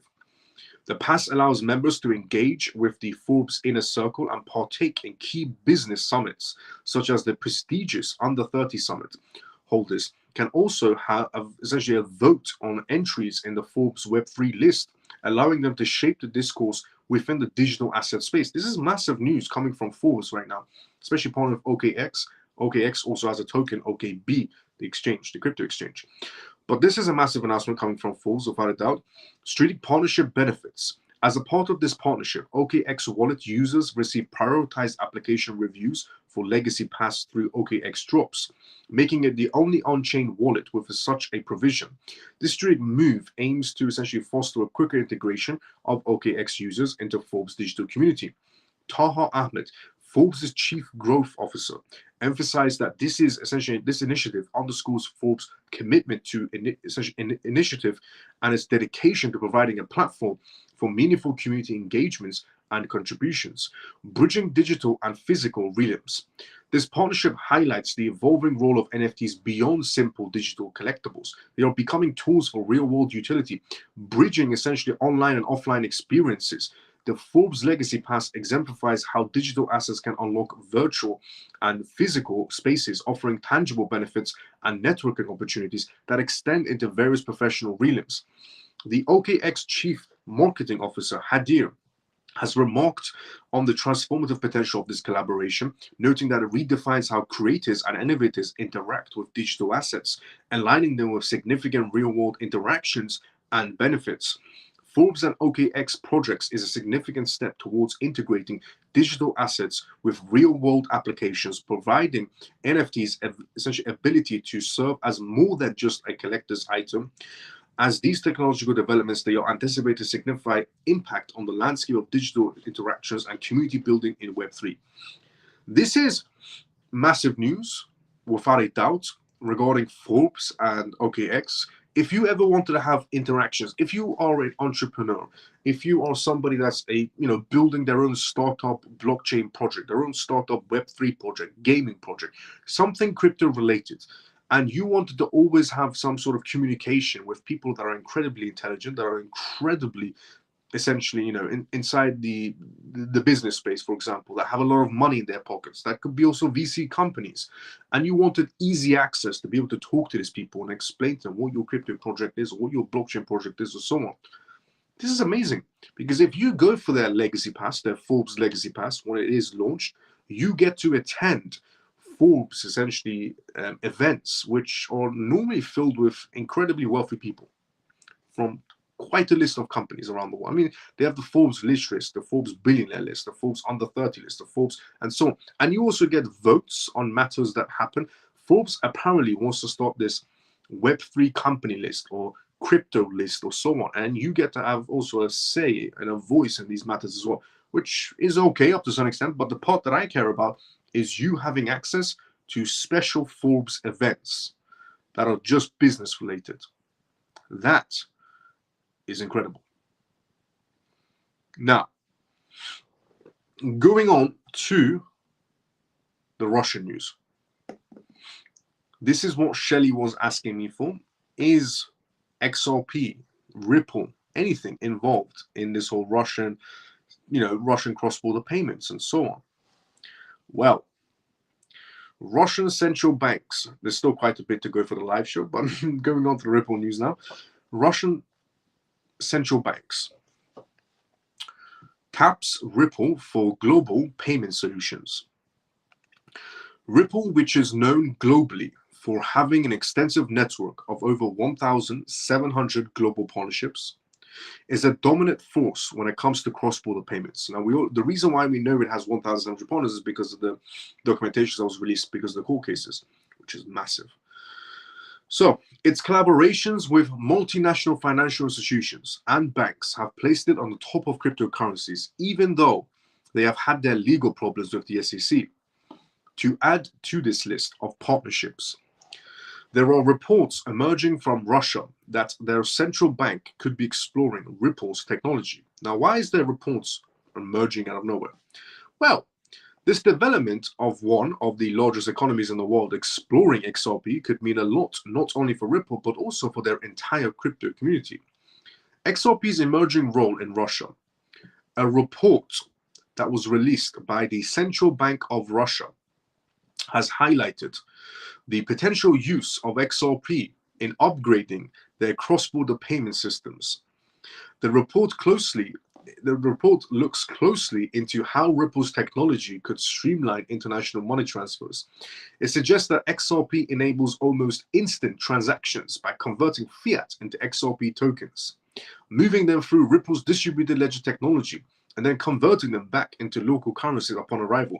I will put this Russian PDF released from their own centralized bank inside of this Telegram group of this live show at the end of this live show. This method promises to reduce both the time and cost associated with traditional cross-border payments. Notably, Russia has become a victim of severe financial prosecutions and could potentially be looking at alternatives to bypass existing traditional channels like SWIFT. The central bank's interest in XRP suggests a growing recognition of Ripple's technology as a viable alternative to the existing financial system, a lot of which have been used as a tool to sanction Russia. Should Russia move forward with this exploration, it could set a precedent for other nations, especially the BRICS-affiliated ones, to follow in suit. Understanding the report's significance, the report comes from key department within the Central Bank of Russia.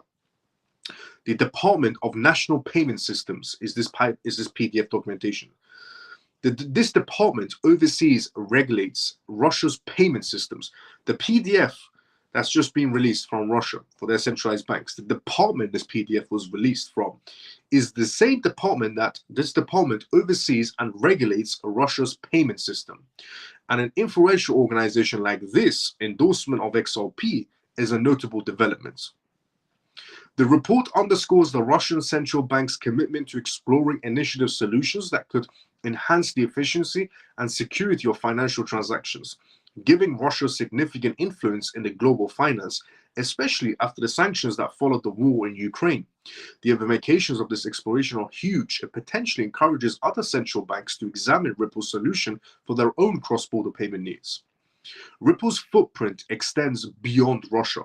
It is truly global, with a presence in Asia, North America, South America, Europe, and Australia. The company has recently secured partnerships with Bank of Colombia, Bank of Montenegro Central Bank, Germany's DZ Bank, Singapore, Dubai's financial institutions. The central banks of Russia's interest in XRP adds yet another major milestone to this growing list of collaborators. This could be the beginning of a significant shift in the world of finance driven by the initiative solutions that Ripple provides. I will put the PDF documentation from Ripple Central Bank on the Telegram group of this live show at the end of this live show. We're still not at the end. We still have some news to go through, but I'll put the PDF documentation of that news, the actual PDF documentation from the Russian Central Bank itself on the Telegram group of this live show, and yet people don't see it, as perfectly put by Camel. And yet people don't see it. Facts. People don't still see it. I mean, I said this a very long time ago. 24,000 crypto projects and only one has a CBD. Essentially, only one worked alongside banks. There's 24,000 crypto projects and only one worked alongside banks. Only one has an active CBDC platform. Only one since day one was in cross-border payments. Only one has multiple CBDC awards. Only one has done multiple speeches the world economy from talking about cross-border payments and talking about how this digital life we're going to be living. Only one is on the list of Bank of International Settlements for cross-border payments, PDF documentation, public information. Only one is also on the essential International Monetary Fund. Only one is, the list just of only one out of 24,000 crypto projects, and it all leads back to Ripple and XRP. And people still say, I don't see it. I don't know where you are looking at, but I was about to say something else, but I controlled myself. I was about to say, where the F are you looking at? But, I said this a very long time ago as well. Some people are going to be stuck on CBDC. Some people in the digital world are going to be stuck on CBDCs. And some people are going to benefit from CBDCs. Pick your side. Be stuck on CBDCs or benefit from CBDCs, because it's going to happen either way. We are going to be living in a CBDC world, 1 billion%, not 100%, 1,000%, or 1,000,000%, 1 billion%. We are going to be living in a CBDC world. So you have an option. Benefit from CBDCs or be stuck on CBDCs. It's not a difficult choice. Now, Hong Kong is the next news we're going to go through. Hong Kong launches, to add more on top of that Ripple news, here's another one. Hong Kong launches sandbox for projects. It assembles to advance CBDCs and tokenizations.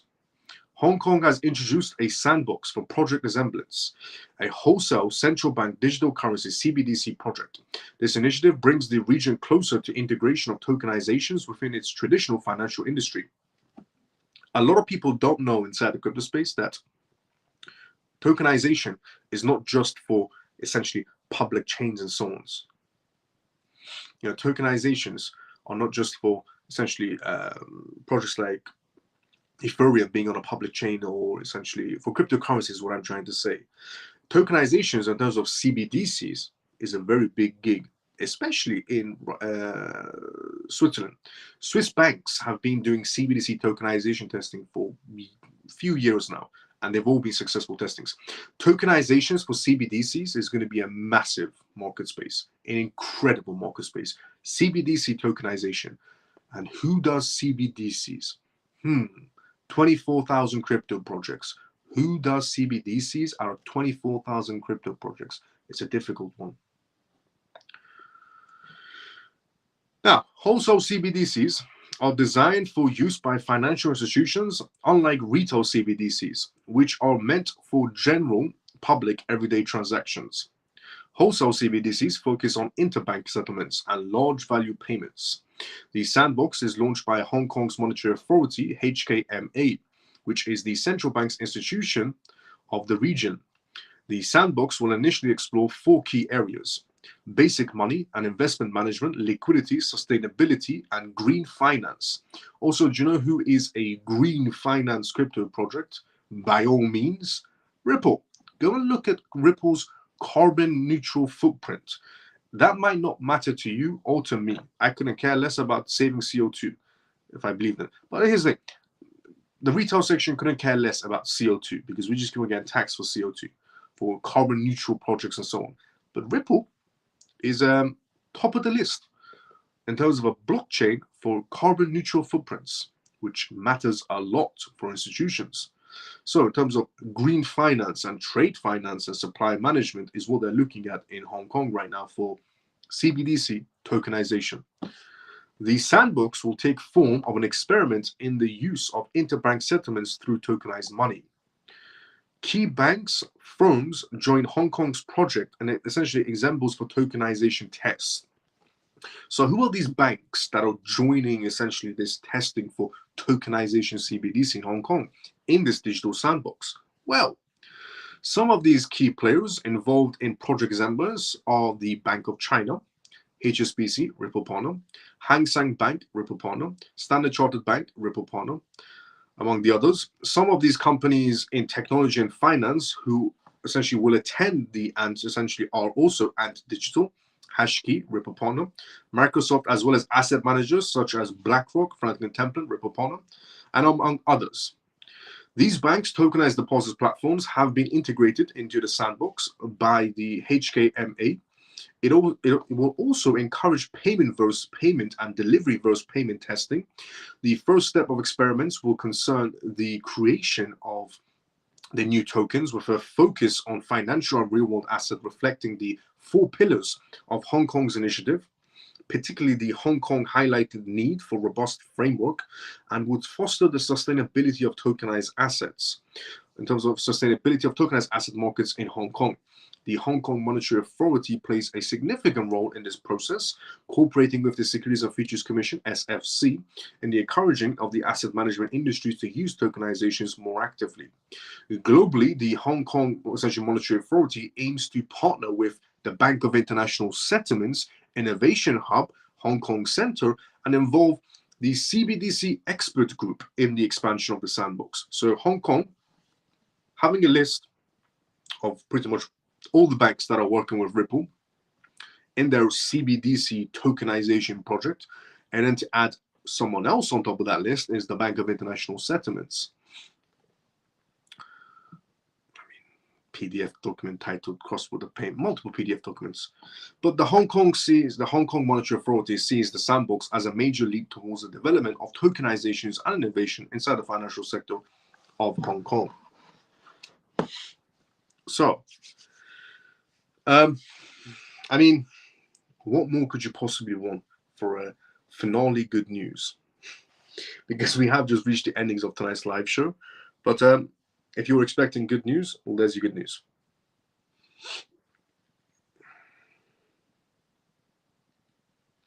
What is to stop XRP issuing more coins, diluting the individual price?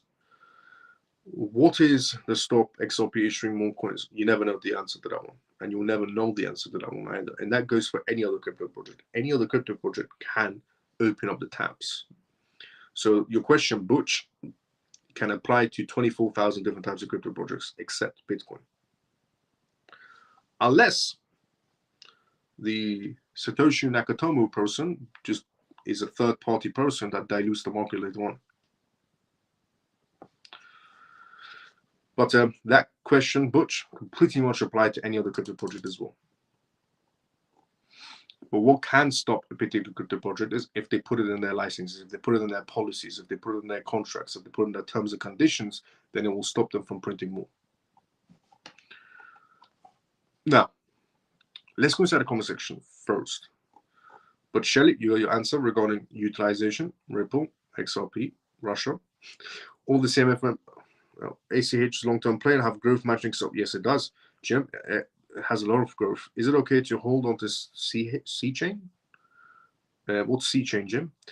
All the CMF members should be turning into the live show regardless. Show the support if you can, as you can get all the questions answered. Let's go, facts.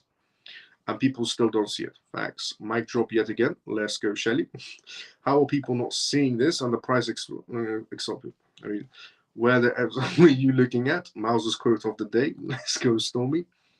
Waters, and that could apply to pretty much everyone. But as I said previously, 24,000 crypto projects, and only one has a CBDC platform. Only one worked alongside banks. One only has multiple CBDC awards, active CBDC platform, works alongside banks. I mean, the list goes on of Ripple's achievements, which no other crypto project can compare to. Ripple just pretty much sets the standard for financial market space, and everybody else follows in suit.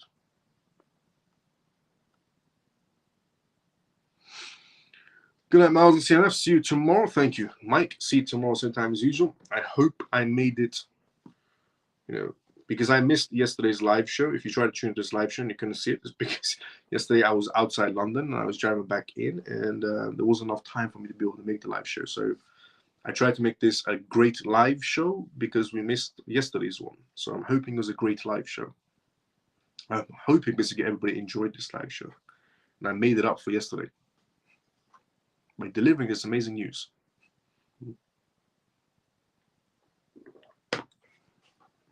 And finding that PDF document from Russia. So on tonight's live show, we talked about, but I'll put that PDF document inside a Telegram group. On tonight's live show, we went through news regarding Hong Kong in terms of launching their sandbox for CBDC tokenizations. We talked about Russia and Ripple and XRP. We talked about, on tonight's live show, regarding Forbes partnering with OKX Wallet, which is a major announcement. We talked about the Japanese financial giant, SBI Holdings, essentially, and we talked about Japan also reformed the taxation laws. We talked about Australia and XRP, essentially XRP being announced as the cryptocurrency in Australia's taxation website to give examples of taxation of cryptocurrencies. We talked about Avalanche, essentially AVAX, launching their third program for developers to progress further. We talked about MicroStrategy, essentially getting prepared to make their next purchase coming next month in terms of Bitcoin. We talked about Avalanche, essentially ACH, acquiring a new crypto company in Romania to expand their reach in terms of MiCA regulations in the EU. I also talked about Bloomberg on tonight's live show adding polymarket election data to their terminal, which is massive news. I mean, I also talked about the news regarding essentially the BRICS nations and their recent meeting and the bullet points we went through on tonight's live show. We also went through the news topic of French prosecutors in terms of the Telegram situation, how far was progressed and what could possibly happen in multiple outcomes. We also went through the news topic of the Chicago Board Options Exchange on listing ETF options, their revised listings. We also talked about El Salvador in terms of their Bitcoin adoptions on tonight's live show, and how far it's went and how well it's doing, and is there going to be more expansion.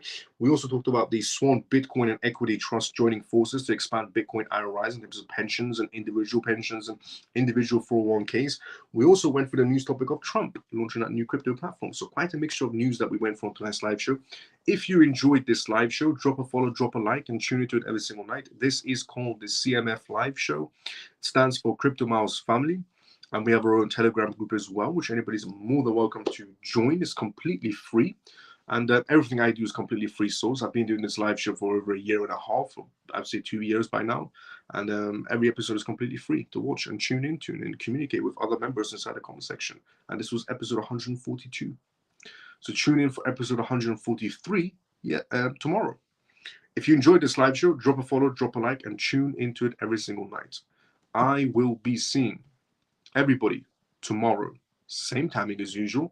Everybody have a great day or a good night, depending on where you're around the world. Good night, Miles. See you tomorrow. Thank you, Mike. See you tomorrow, same time as usual. AVAX C chain. Oh, Subnet group is good to go. Use the man. Let's go, Camel. See you tomorrow about the same time as usual. Hey, brother. I solid, brother. Let's go. Don't see you tomorrow, same time as usual. Good night, Miles. And thanks for another great life. Let's go, Addy. Addy, see you tomorrow, same time as usual. Only caught the end, but great news. Thanks and good night, Butch. No problem. See you tomorrow, but the same time as usual. We enjoy every live and have a good night every night. Everyone, see you tomorrow. Let's go, Orphan. Orphan, thanks so much for. See you tomorrow. Thanks so much for the kind words. See you tomorrow, same time as usual. Thank you, Miles. Great live show. G. See you tomorrow, same time as usual as well. No problem. Night, Miles. Pablo, good to see you all tomorrow, same time as usual. Night, Miles and CMF. We all appreciate everything you do for us. Let's go, Joe. Thanks so much for the kind words. See you tomorrow, same time as usual as well.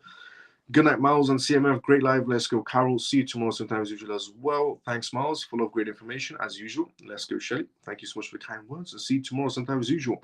Good day and night to all CMF. Let's go, Shelly. Thanks so much, Miles. Good night. Good night, CMF. Stormy. See you tomorrow, sometime as usual as well. Let's go. I will be seeing everybody tomorrow, same timing as usual. By the way, if you want, drop a comment after the live show. It helps with the algorithm as well to get more, to grow the CMF family. So after the live show is done, if you want, drop a comment under the video as well. Give it a like or a retweet to grow the CMF family. If you want, optional. Thank you so much to everyone that tunes in every single night. I will see everybody tomorrow, same timing as usual. Everybody have a great day or a good night, depending on where you are around the world. Miles, have a good night. Quick price prediction on Velo. Quick price prediction on Velo? Direct message me. Let me look into it. Good night, Miles and CMF. Thanks again. Because I need to know what their recent movements have been inside the market space in terms of developments of contracts or partnerships. Good night, Miles and all CMF. Thank you for the news and live. Let's go. JPC tomorrow, sometimes as usual. I'll see everybody tomorrow, same time as usual. Everybody have a great day or a good night, depending on where you're around the world. If you haven't liked, please like and retweet. And on YouTube or on X, subscribe if you already haven't.